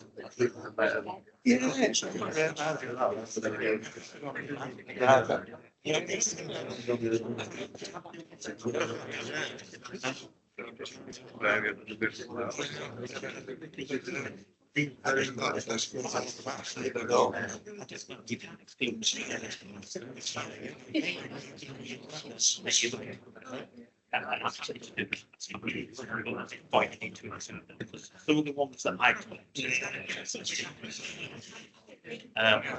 certainly mean all of them. I've also got some projects. It's basically a scale, it's a lot smaller. There's not a lot. You can realise it's not a lot. So anyway, so I need to.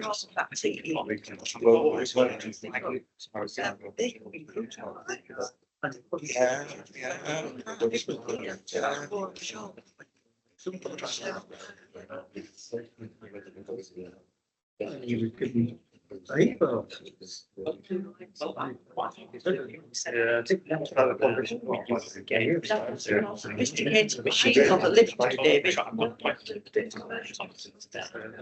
I think they're top down. I'd be like, I need you air. Well, Everywhere's quiet compared to this one. It's not going to retire now, is it?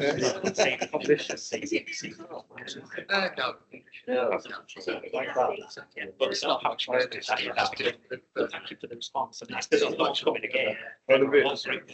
All great for your research. So. Sorry, Madam Chair. All right. Cheers. It's just you stopped him talking about toilets and West Kent and stuff. You talking about Oh, sorry. beer. Right, we're going to make a start again, please. We have a colleague who will be joining us. Please, no spontaneous outbreak of applause when he comes. Tempting though it might be. Right, before we get to this item, I should tell you I've got a slight way I want to take questions because I know there'll be a lot. I'm going to focus the questions. I'm going to give the opportunity to those councillors whose wards are affected first. I know we've all got opinions, but I'm going to start in the north with Councillor Chance and come down the coast and finish in the south with Berta Swires. If I miss anybody out, I'm really sorry, but I think I've got. Does that me? Yes, I'm starting. Oh, that's all right. Down. She missed us last time, didn't she? David Chance, Eric Broadbent. Oh, I have missed you out. I know. John, are they parking? Does parking apply in your division? Yes. Yeah, that's right. I've got the car park on Green Drive, which goes from the toll house to Jane Hill. Of course, yeah. John Ritchie, Janet Jefferson, Rich Moore and Roberta Swires. And then I'll open the floor to anyone else who wants to ask questions. And if there's any questions left to ask or any statements made. Yeah. So Rich, I'm going to take questions in an order coming down the coast, so I'll call you. So giving everyone the right opportunities. Mr. Marr, would you like to kick us off, please? Yes, thank you, Chair. Welcome, hello everybody. Just briefly go through the reports. I understand there is quite a few questions to answer later on.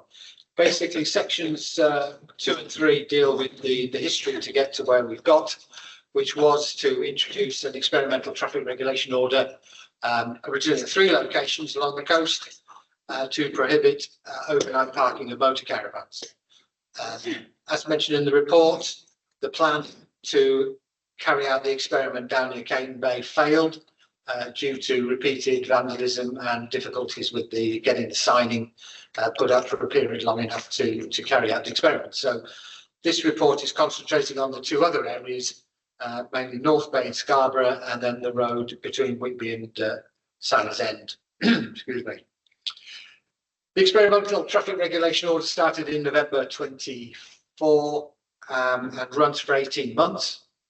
Before that period expires, the Highway Authority needs to determine what it replaces it with, if anything. And currently, we looking at the success in the officer's view of the experiment. Currently, the proposal to the executive at the end of the month is that we replace the 2 experimental orders at North Bay and Sands End with permanent traffic regulation orders, which exactly mirror the experimental traffic regulation order. Now, a few things that came out of the consultation that are in the report is it was very well subscribed to, over 3,000 responses to the consultation, of which it can be seen the overwhelming majority was against the proposals. Those objections very basically were on the form of people who wanted to remain or be allowed to park in these locations, which was contrary to the reasons for the experimental order, which were to improve the visual amenity of the area and to stop a lot of the unsavoury operations or activities happening with a minority of those who frequented that.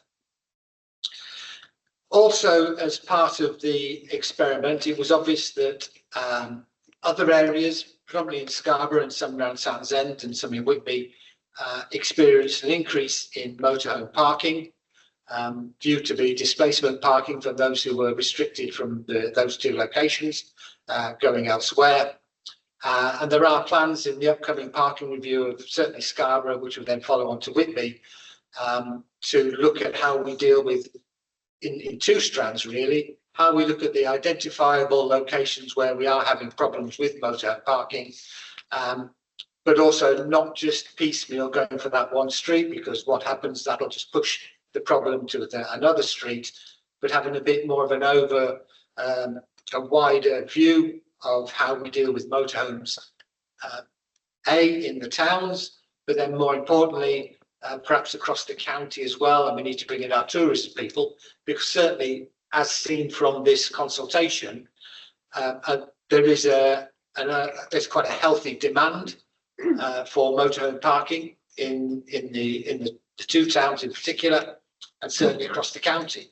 So it's something that the authority has to consider quite carefully, how it manages that desire, because it's one that I don't want to say we don't want to run everybody out of town, but it's one that I think needs a lot of careful management, because there's a benefit to be gained from the motor caravan fraternity, but how we manage it in a more wider sense is going to be something that follows on in a separate strand of work with the local action plans for parking and our tourism colleagues across the county.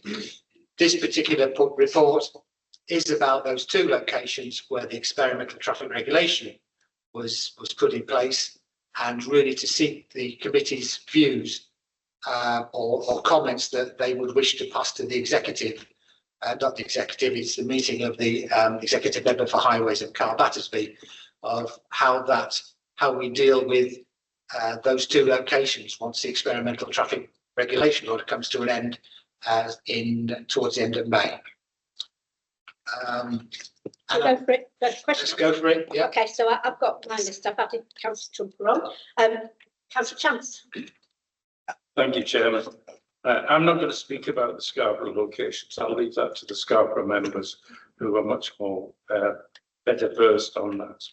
But I will say that the emergency TRO on the Southend Road has been successful, and the parking of camper vans has been problematic for a number of years down there.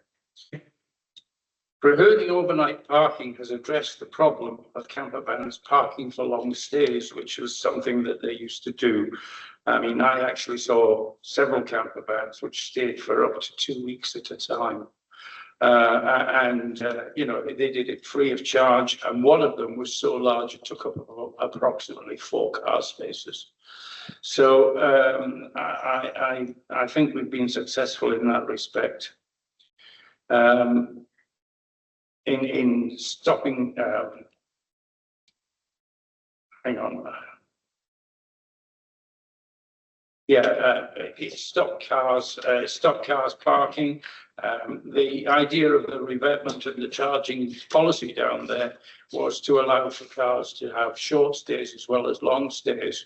It's always been an area where residents of the area have walked their dogs, and hence there is a much lower charge for parking for 1 hour and then for the rest of the day.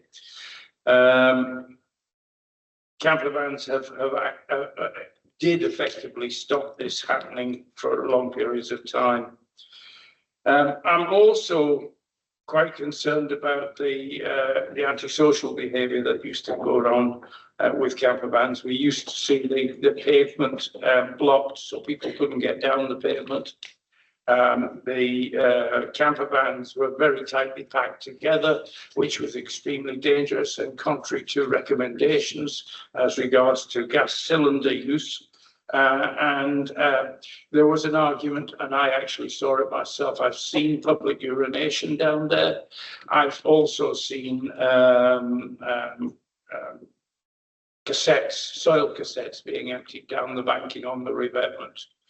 And I don't know if members are aware, but the soil cassettes that are in these vans probably hold a maximum of 20 litres. That's enough for 2 days. And if they're there for a long period, they can't argue that they aren't emptying them somewhere if the vehicle doesn't move. So it has stopped that. I have had complaints in the past of the smell of urine around the steps down there as well. So it's alleviated that problem.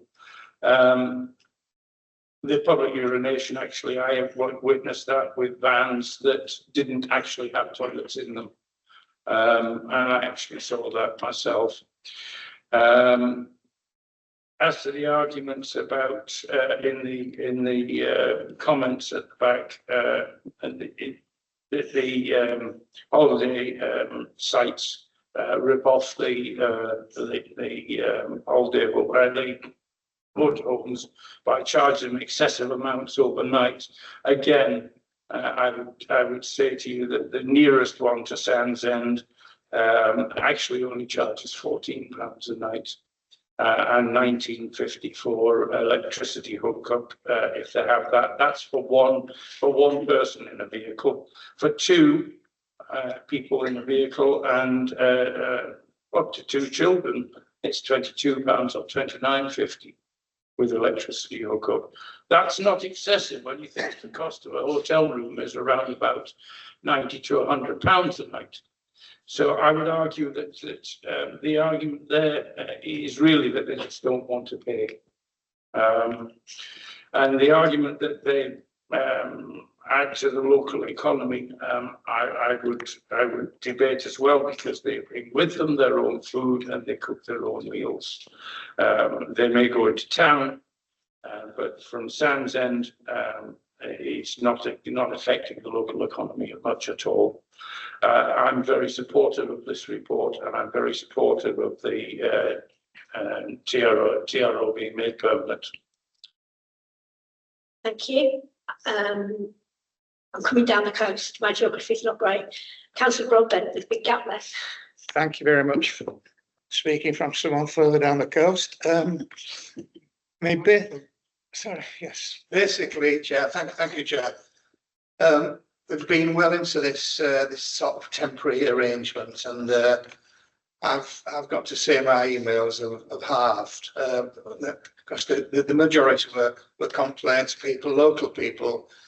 For a start, saying that motorhomes, call them, some people call them motorhomes, some call them camper vans. I'll get to that in a minute. I think there is a difference. But the main complaints were that our marine drive is perhaps the northwest is the most beautiful part of Scarborough. On a night now, it's lovely. There's no vehicles there. And during the summer, when they were there, obviously I travel around nearly every day. You could count up to 50 vehicles parking there in the height of summer. So the emails have stopped saying that we should sort of leave it as it is, but I'm getting a few people sort of recommending to me saying, please, we don't want to spoil our beautiful view again. At the end of the day, the marine drive was built, into the 19th century. Cars came along, and the cars do fit. We do get a good revenue from it. And as I referred back to how do you state it? Motorhomes, in my opinion, and Councillor Chance has mentioned money, and I've got quite a few friends with camper vans, motorhomes. What they're telling me that the motorhomes, that they can be there for maybe 2 or 3 days, as mentioned. And we do have camper sites. We have sort of along Scarborough there. There's many sites for caravans, etc., motorhomes, and they are well used. You have to book, and they cost money. whereas the actual the motorhomes themselves, they go there for one day. They come to Scarborough. They like to park around the Marine Drive. I don't blame them. Beautiful view. But this is what, this was before we had the, this temporary one arrangement put in. So now that there's none there at all, it brings us into the question of displacement. I mean, I live actually overlooking Cane Bay, and there's massive green in front of me. I get 1 or 2, 3, maybe in the height of the summer. Not a lot, basically. And driving around town, I see some of them parking, especially up the Southcliffe area. I know Councillor Moore mentions so many thousand all over the town. I didn't see those figures. I mean, I was looking to count up to 10, to be honest with you. Perhaps I wasn't looking, but I don't see displacement as a problem. I think if they're going to be motorhomes, they'll stay the night. When they realise they can't, they'll move on somewhere else. So I think that we've had a good 18 months of people being happier, and the Marine Drives looking just as good. Things are turning out right, but it doesn't get rid of the problem. Yes, there could be displacement. I don't wish Scarborough to become a town of against camper vans and motorhomes. Watch a bit of YouTube, I'm sure we all do, and you get these guys saying, Scarborough's anti-motorhomes. I don't want that reputation to stick. They do bring money into our town. They bring investment, and really, if they are sort of camper vans, they'll go to the sites, and I think that's where they should to go to the actual where there's facilities for electric, for toilets and washing, etc. But regards the motorhomes themselves, I think we do need to have, perhaps this is my way of looking forward to it, where could they go if this is made permanent, this ban?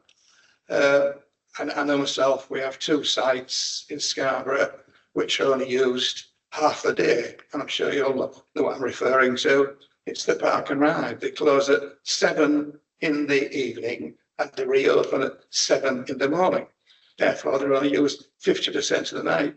Many years ago, I suggested having a driving movie, but that fell on deaf ears. It would be good, I still think it would be good. But yeah, we've got these 2 sites on the Seymour Road, Farley Road. Surely we could direct people that only wish to stay the night, and that's the motorhomes, not the camper vans. They want to stay for a few more days and enjoy Scarborough. But people in the sort of motorhomes, let them welcome to Scarborough. They could park, keep the van on the evening. They could go to one of these 2 sites in Scarborough. Just a thought, and make them welcome. It would cost a lot.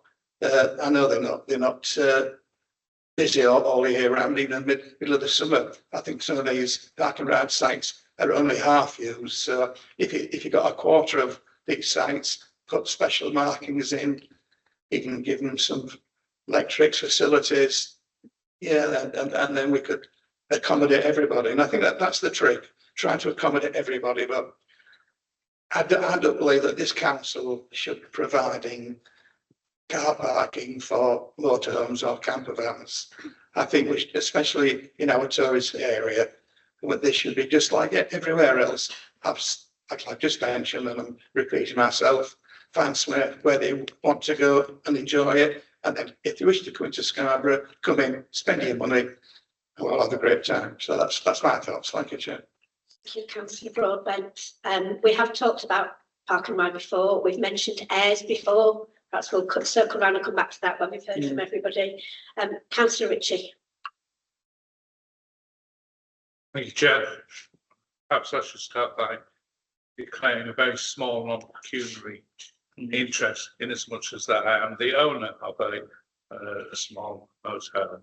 I think the arguments on both sides of the debate are well rehearsed. I have sympathies with some of the arguments on both sides of the debate as well. There's absolutely no doubt in my mind that this recent temporary traffic regulation order has been successful and should continue. Unlike Eric, I think there has been a significant problem with displacement of vehicles. When the drawings for these proposals were first sent round to us in 24, I think, they included, certainly in respect of the North Bay area and the restrictions on Royal Albert Drive, they included Wydale Avenue.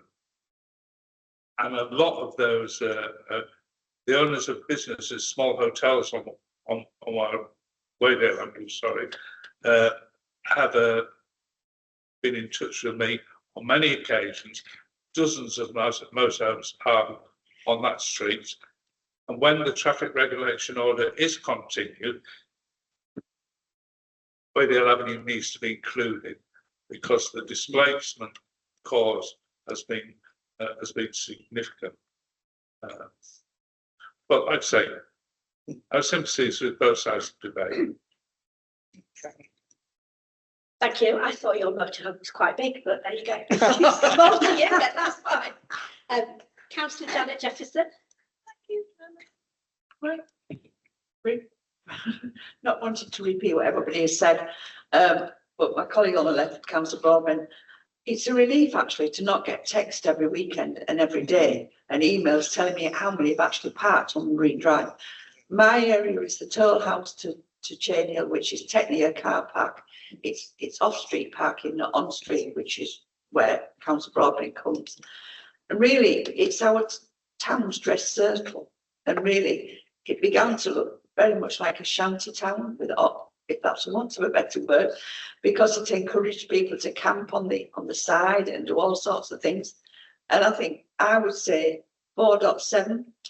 The main reason why we merged the ETRO was to return to make it places for car parks rather than long-term motoring camping, which I think is important. And I was absolutely flabbergasted when some of the recipients complained about this, have in fact asked for better areas, more facilities for them. You know, they can have charging points back, you know, covering, which would have made it completely into a campsite. Like Councillor Ritchie, I'm nothing against motorhomes. I am concerned about the displacement of them.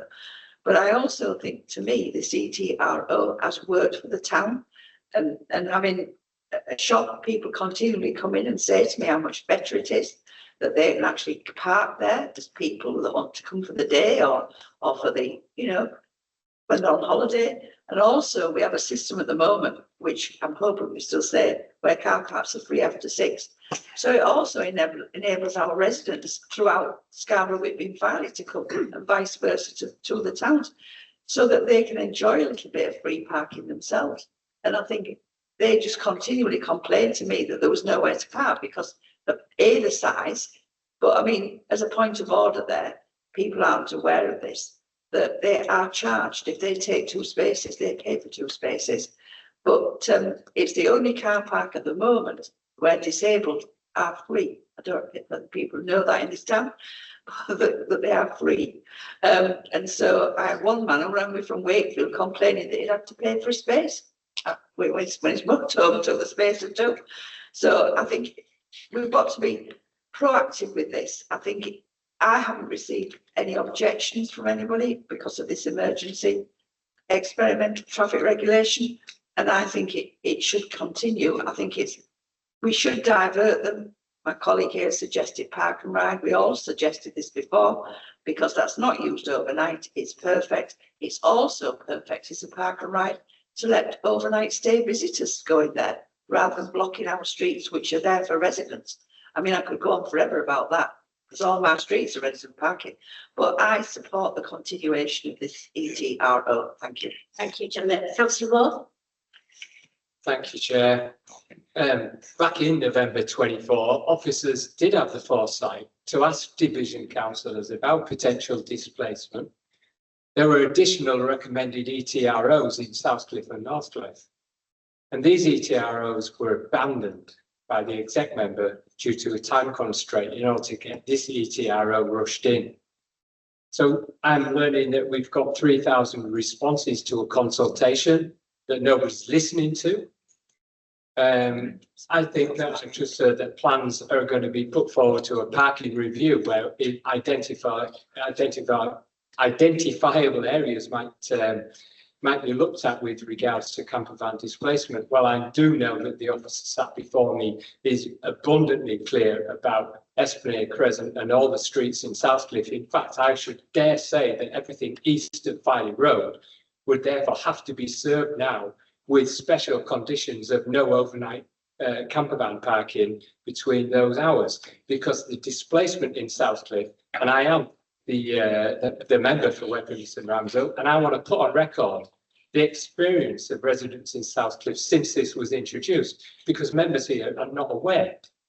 Now, I did warn at the outset that prohibiting overnight motor caravan parking at Royal Albert Drive and other locations, it doesn't remove demand, it displaces it.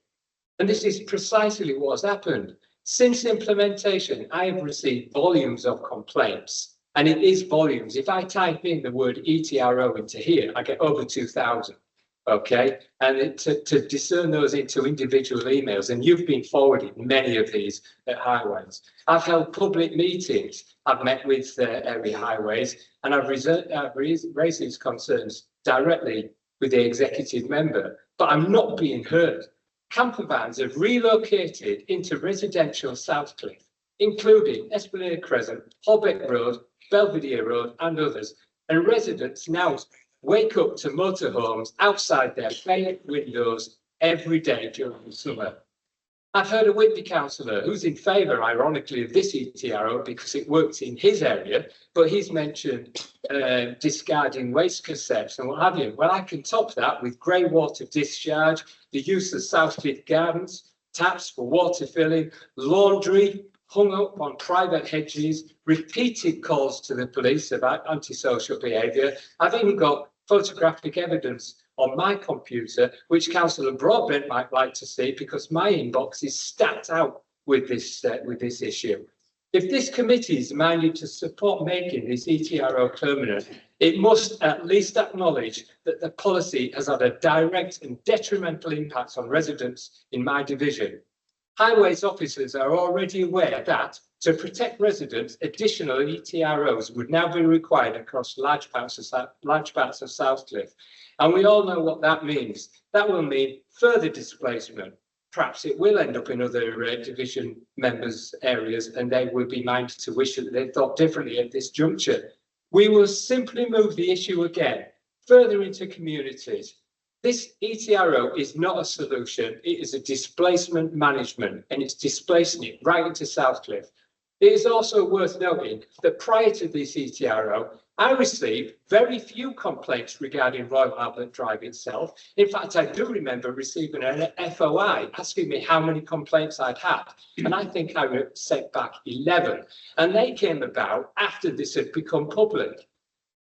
The more proportionate approach would be to reinstate controlled overnight parking at Royal Albert Drive. I've heard a member here saying that we're welcoming to camper vans.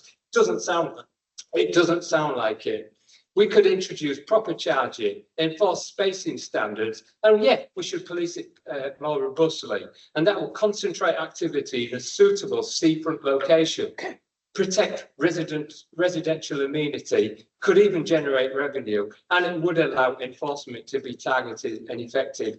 The current approach does none of these things. It is frankly a predictable outcome of banning without providing a managed alternative. And before we entrench this through a permanent TRO, we need to ask whether we are solving the original problem or simply relocating it at the expense of residents in Southcliffe.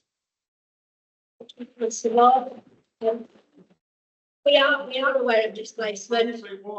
We know someone in common on Belvedere Road who never fails to remind me what she sees when she opens the windows. So we'll go around the room and then come back to you, Mr. Mark, if that's okay.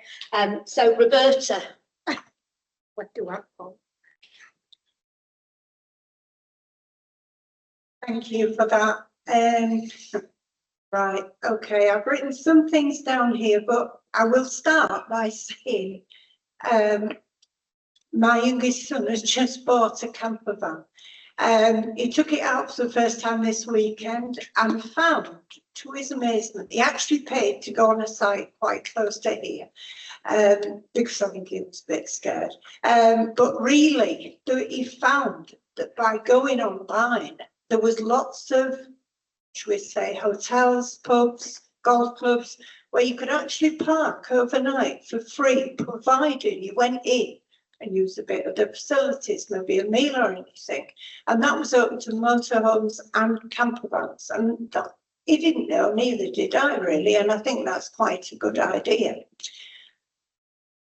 I follow what my fellow councillors have said to a degree. However, as Mr. Mann knows, in my area, I represent Caton and the area. And by the area, I have to say, Eric, my emails have doubled, photographs have doubled, because obviously it's not been a success in my area. The signs were put up, and I was all for this because previously this morning we've been talking about blue flags. I didn't interrupt because we have a blue flag at Cape Bay. It's the most beautiful beach you'll see, a private beach. We are surrounded by holiday parks where these motorhomes and that could park if needed. When I was on SBC, Scarborough Council, I did, when this was talked about, because we had the problems on this closed road, and I recommended that possibly, because the Valley Road, only a mile away, the next roundabout basically, from Cape Bay, I felt that motorhomes would have been better placed within that park and ride, because it's not used, it's never used fully. And it's a shame because what we've got to remember on all of this, all these camper vans, motorhomes, the travelling around Scarborough, the fumes, the congestion, going in and out of town, it would make it more sense if they were allowed to park in there. A small charge, yeah, definitely, because they would have electric, they would have facilities if they needed them. When I get reports and pictures of seeing where it's like dog picker-uppers, it's the same thing, it's a few that cause problems. I know for a fact that what Councillor Chance said is correct. I've had photographs of people who've gone into the farmer's field where there's crops and urinated and worse. I've seen it. You know, I've been sent pictures. We have a small wood at the other end of the closed road. It is absolutely disgraceful. The times they have to contact North Yorkshire, and they do, they go and clean up. They go and clear these bags of rubbish, these carrier bags. We have ample bins up there which are emptied regularly. But the state of the place is terrible to say. It's a fantastic place. We have hundreds of surfers come. They come because it's a beautiful area. And yet we're blighted. These people are staying numerous nights. They're staying a couple of weeks. It's a really cheap holiday. But on the other side of it, I know what Ryan has paid for his camper van. So a motorhome at those costs, neither would I want the motorhome parked on the Marine Drive. The salt from the sea, the damage it could do. And, you know, parking, what I did find really useful was what Councillor Chance said about how near they were. At the peak of the season, there was between 40 and 50 motorhomes. If you know what I'm talking about, it's a very small area. They were parked tight to each other. They were having barbecues on the grass at the side and drinking. We just seen what that damage has done on the North York moors with a barbecue fire. How dry it was last summer, how dangerous this could have been. The police are aware of this, they must get sick of mirroring it, but they've not got that time. And the unfortunate thing perhaps is that where they park at Cape Bay is completely hidden from the main A165. We even had this year where there was a caravan, 2 caravans parked. I was rung up, could I go up? There was dogs. There was 9 dogs roaming the road. They were breeding dogs. I'm not saying these are motorhomes, but they joined it. This was terrible. And I rang the police and they said as long as they were not on the main road, they would not come out. I rang the RSPCA still. We did get them cleared and I reported them to a local dog rescue. But this, it's the sight of them. You know, I'm not against them at all. But when they come, they should be made to look after whatever they take away, their waste. I know from the waste that you see on the road.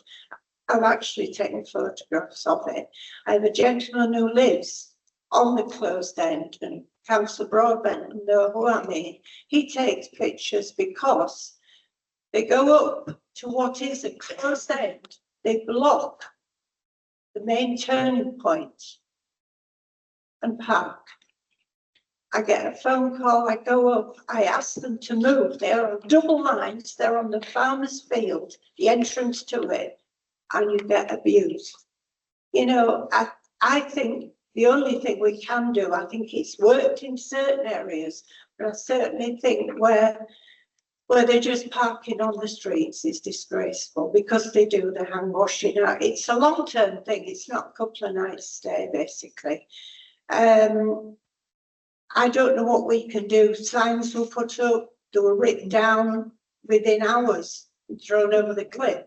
So the cost of those alone to be re-put up and cemented in, only to the same thing before the cement dried, thrown again down the cliffs. It's actually vandalism, isn't it? You know, but I can only think the only result that we can get, it's certainly in this area and perhaps in the other areas, is to use these park and rides, make it official, direct them to them, you know, have signs up. Because really, if you're going to pay a small amount, surely that would be better. You would know your motorhome would be safe to a, you know, much better degree than leaving it on the cliffside. But I don't know what the answer is. My only suggestion would be that, so that they are looked after. But we have to do something because I'm in for a right summer again. You know, I was actually looking forward to a year last year. It didn't happen. It was worse because these people are actually, we're on the Cleveland Way, we're on the walking path, and these people who are walking are getting verbally abused by the people in the cabs and the motorhomes. You know, they don't feel safe. It's very, very worrying, really, when they're walking on a public path where they should be. Also, I will say there is a car park with the surf shop. And last year I expected some of the motorhomes would be on that because that's empty at night. You pay, I think, £5. And the worrying thing is there was no more than 3 camper vans ever on that car park. Thanks. Thank you. Councillor Trumpet, then Councillor Phillips. Is there anybody else who wants to speak on this matter? In that case, the council. Can you get the last word, Heather? She always likes the last word. She usually gets the last word as well. Thank you, Chair. Yeah, I mean, we've discussed this issue on many occasions, and my inbox hasn't halved.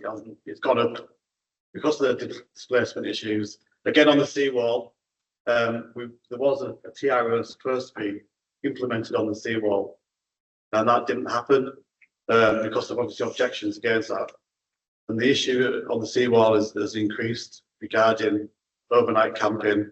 A lady, after the discussion on the cliff lift, came up to me after doing that 5-minute period and mentioned it again, that it's such an issue down on the seawall. But also in different parts of my division, Mulgrave Road, Cademan Avenue, Even on Kirkham Road, I had a resident complaining that there was a camper van there for 2 weeks. Basically emptying the cassette near the allotments. I mean, it's this display is really. I think again we need better facilities. We need to do something more than just implement these TROs because we're not really resolving the issue. It's resolved the issue on Sandown Road, and I don't know what about Scarborough, but it has pushed it out into other areas of the town. So again, we need to be looking at what we can do to prevent this happening. Okay, and Heather. Thank you, Chair.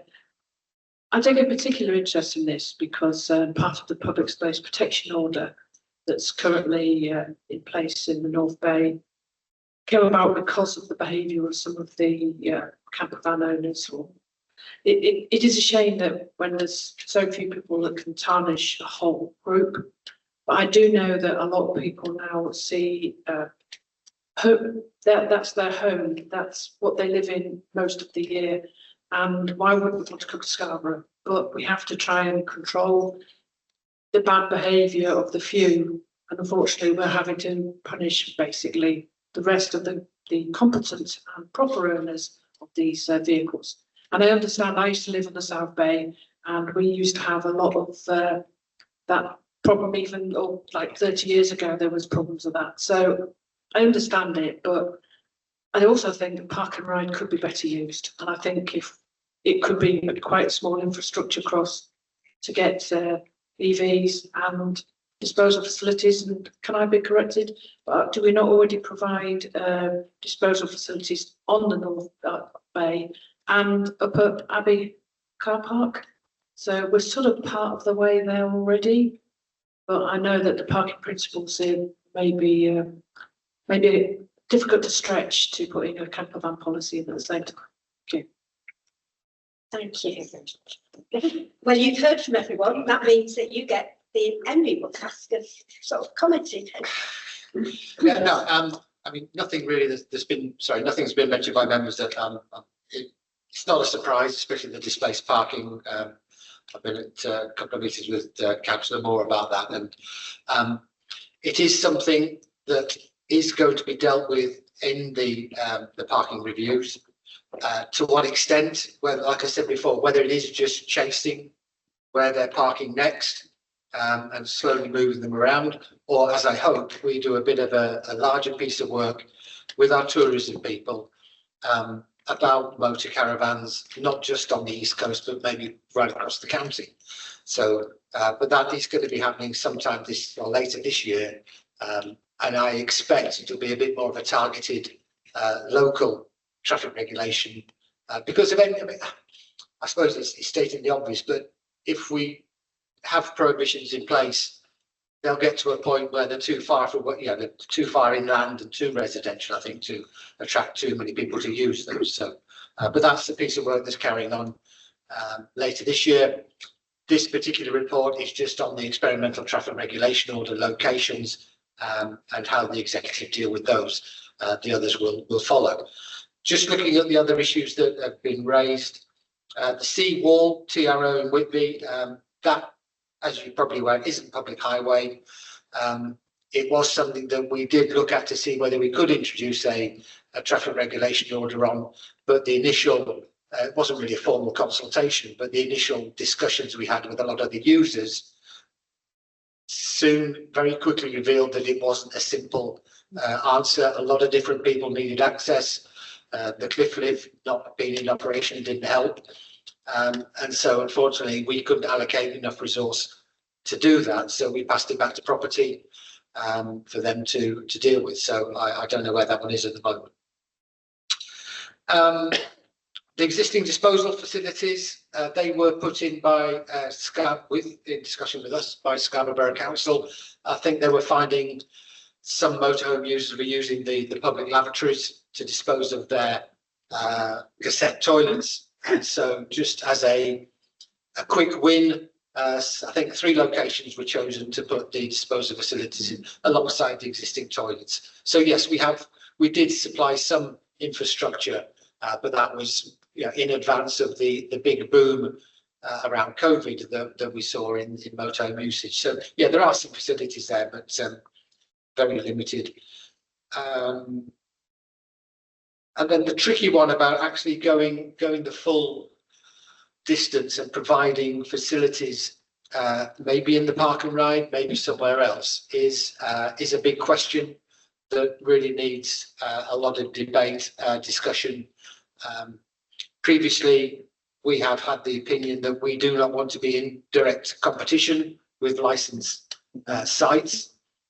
And so that square will need circling at some point in the future, but I'll certainly take that back, especially the point about the park and rides for the Scarborough issues. Those points will be in the report that I take to my director and the executive member for highways later in the month. I've got a couple of comebacks then, just so I'm clear. Understand the seawall. I don't understand the seawall issue, but I hear what you say. But the request for an inclusion of Waydale Avenue and areas, if not the entirety of Southcliff, you're saying that will be picked up later on in the parking review? Yes. As with any traffic regulation order, we have a proposal for a defined area. We consult on that. This one is quite a lengthy consultation because it's an experimental traffic regulation order. But normally we have a proposal, 28-day consultation, and then decisions are made.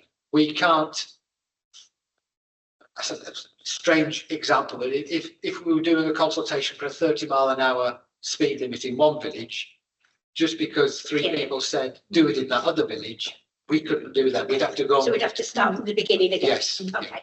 And then my next point is just an observation that North Yorkshire Council is in competition with camp home providers because we run Final Caravan Park and we run it very well, and we have all just agreed a 1.5 million investment in that to generate income, and it's an investor safe project. So I do think there's a bit of tunnel vision going on here, and we need a bit more imaginative approach. Councillor Trumper. I think that's a really good point. But also I'd just like to come back to the seawall. I mean, if it was an experimental tiara, it wouldn't have been stopped as it was. Because it was permanent and the objections came in, then you couldn't proceed with it.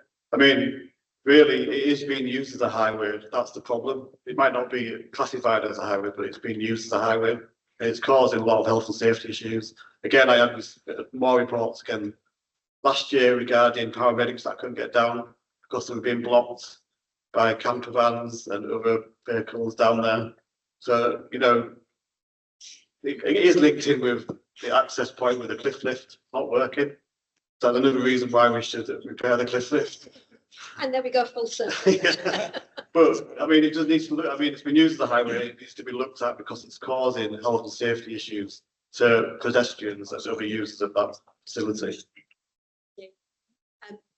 Councillor Moore, then I'm going to close, and then you can take there's a wrap up. If that's all right. Yeah. Thank you, Chair. It's just to clarify, because I did hear the officer mention later in the year for a county-wide piece of work, and my concern is to do perhaps with the parking review or not, but he is abundantly aware of the displacement in 2 or 3 specific streets where the majority of those email complaints came in. If I am to tell those residents this afternoon that they are to suffer a second year of purgatory, because it is that, I just want to be clear, are we able to come to you and impress the dire request that we need an ETRO on those 3 streets immediately before WIS? In other words, get this thing moving. Otherwise, is it later in the year? Because I'm still not quite clear, despite what the chair asked. Thank you. Yes, like I hope I said earlier, we could go for some specific locations to extend that restriction, or it may get, and that might just move them 1 street back, and then we start again. Or we look at developing a wider policy on motorhomes in general with our tourist people. But certainly in my discussions with the corporate director and the exec member, when I detailed the results of the experimental traffic regulation order, I will mention that there are specific streets that have suffered because of this, where there are currently no restrictions. And then it's a discussion point whether those are dealt with unique traffic regulation orders to deal with the immediate problem, or whether it falls into the longer discussion about a wider strategy for motorhomes, and that's one that he'll have to probably have with the executive member. But I will raise it in my report at the end of the month. Just to clarify this process, then you're going to do your report and it's going to go to the director, which is going to Carl, isn't it? Carl, That's correct. So any councillor who wants to email him with any further comments, please do. And make your case. But at the moment, I think we are done with what we can contribute to this, other than to echo something Janet said about the harbours. We need to get it right.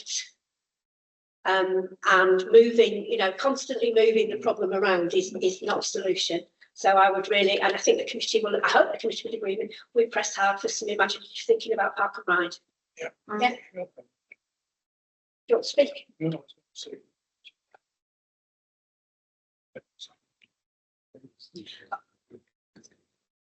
They can, I think, can't they? Yeah. Can members attend the meeting with the corporate director when he's making the decision? Yeah, certainly, yes, Yeah. yes. Just a quick one, Liz. Yeah. I'm just thinking, why are we looking at the permit schemes for both towns? We're Could we looking not- at extended No, I mean, could we not standards. introduce a residence permit scheme to, this would prevent all. Maybe as part of the parking review, but it's not a short-term fix because it's really important we get it right. Yeah, so, but this parking review has been promised forever and a day. 8 years ago. 8 years ago. I asked. 8 years ago, because she's got about 11 different parking schemes in her division. I don't think I wanted to say this was a point of order, but I'm not sure when we decriminalise systems. It used to be an offence for high-sided vehicles to park in streets. Above a certain height, it was an offence. Now, can you check that through? Because it was an offence, especially in built-up areas, because it was protection of light. No, and I agree with you. However, there are many things that are offences I that know. either between ourselves and the police, we lack the enforcement capability. There is no sign.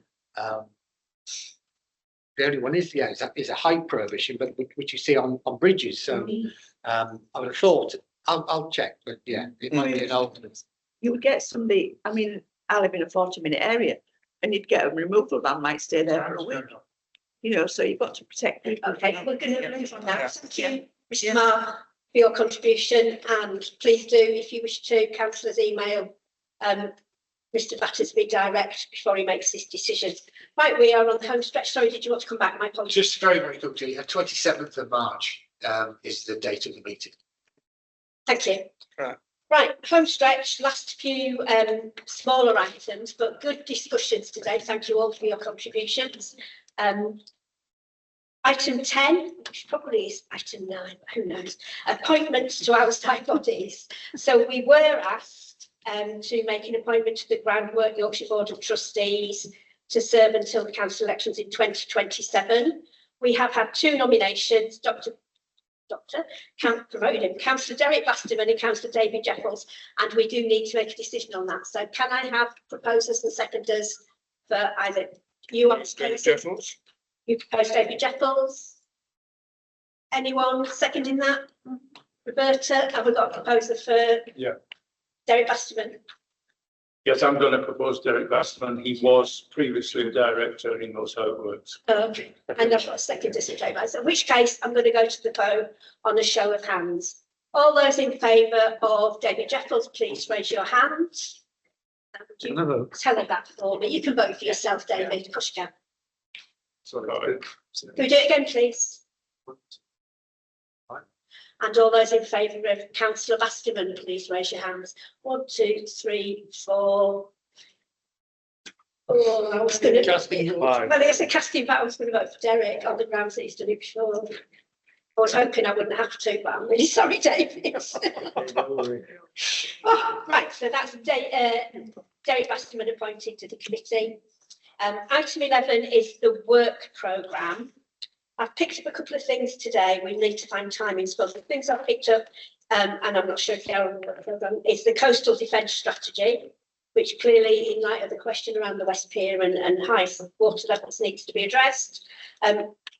What I suspect will be a moving feast around the parking review. So we'll put that on the work plan, but we don't know quite when that will be. And then I want guidance from you guys, please. Do we keep the cliff lift on our work plan? Yeah. Yeah. Okay. David? Just a comment really, Chair. Can I ask why we continue to retrospectively have a work plan for meetings that have passed? We don't really need it. Other council work plans don't do it, so I don't see the point of it. I sometimes refer to it when people ask the same question. Can we talk about, well, actually we talked about that whenever, but point taken, I think. Yeah. Yes, it's really so that the area committee can review the work it's done in a single year and helps with drafting the committee's annual report. Okay, thank you. One last question on the work plan. Was there anything in the public questions this morning that you wish to pick up? So obviously there was the harbours ones and the cliff lift one. Councillor Swanwick. Just to say that the questioner who raised the question about the access to the beach by the cliff lift being a requirement for a blue flag is contesting the answer that he got. Okay, so maybe you can take that forward at some point. I can, but I've got some form of answer now. It's not as articulate as Chris Ball would give. It's that the council submits its own application for a blue flag beach and can put in any number of categories. And for the last 10 years has chosen not to include the cliff lift. So the blue flag beach for Whitby is granted on the grounds of beautiful quality of water, but not access. It can be something that you choose to put in, but it has not been in the blue flag beach for Whitby. Did you want to come back? I mean, it was another question I mentioned, the improvement of facilities in Whitby to hold proper meetings. I think we'd answered that we're going to take that back. Yeah, it's just something that we need to keep on top of. It's constantly on our work plan. So, as you know, today we can't webcast. We are audio recording. Heaven help anyone trying to listen to this, but there you go. Because there's no technology to do that in any room here. At the moment, North Yorkshire policy is it's only in North Yorkshire rooms that we hold these meetings. So actually, until the leisure centre becomes North Yorkshire operated again, it's unlikely, but it has been, we have given an undertaking to explore that. I think what is more likely, I hope more likely in the short term, is a portable technological, can't say that at the end of the day, technological solution which allows us to be a bit more mobile. Nobody else got anything that came up this morning that we should pick up? Are we good? Thank you very much. There are no any other items that I have been notified of, and that's to remind you all then, as I mentioned earlier this morning, the Monday the 23rd is the scrutiny special committee on the review of bathing water quality in Scarborough, and I hope to see you all there. Thank you very much indeed. Thank you.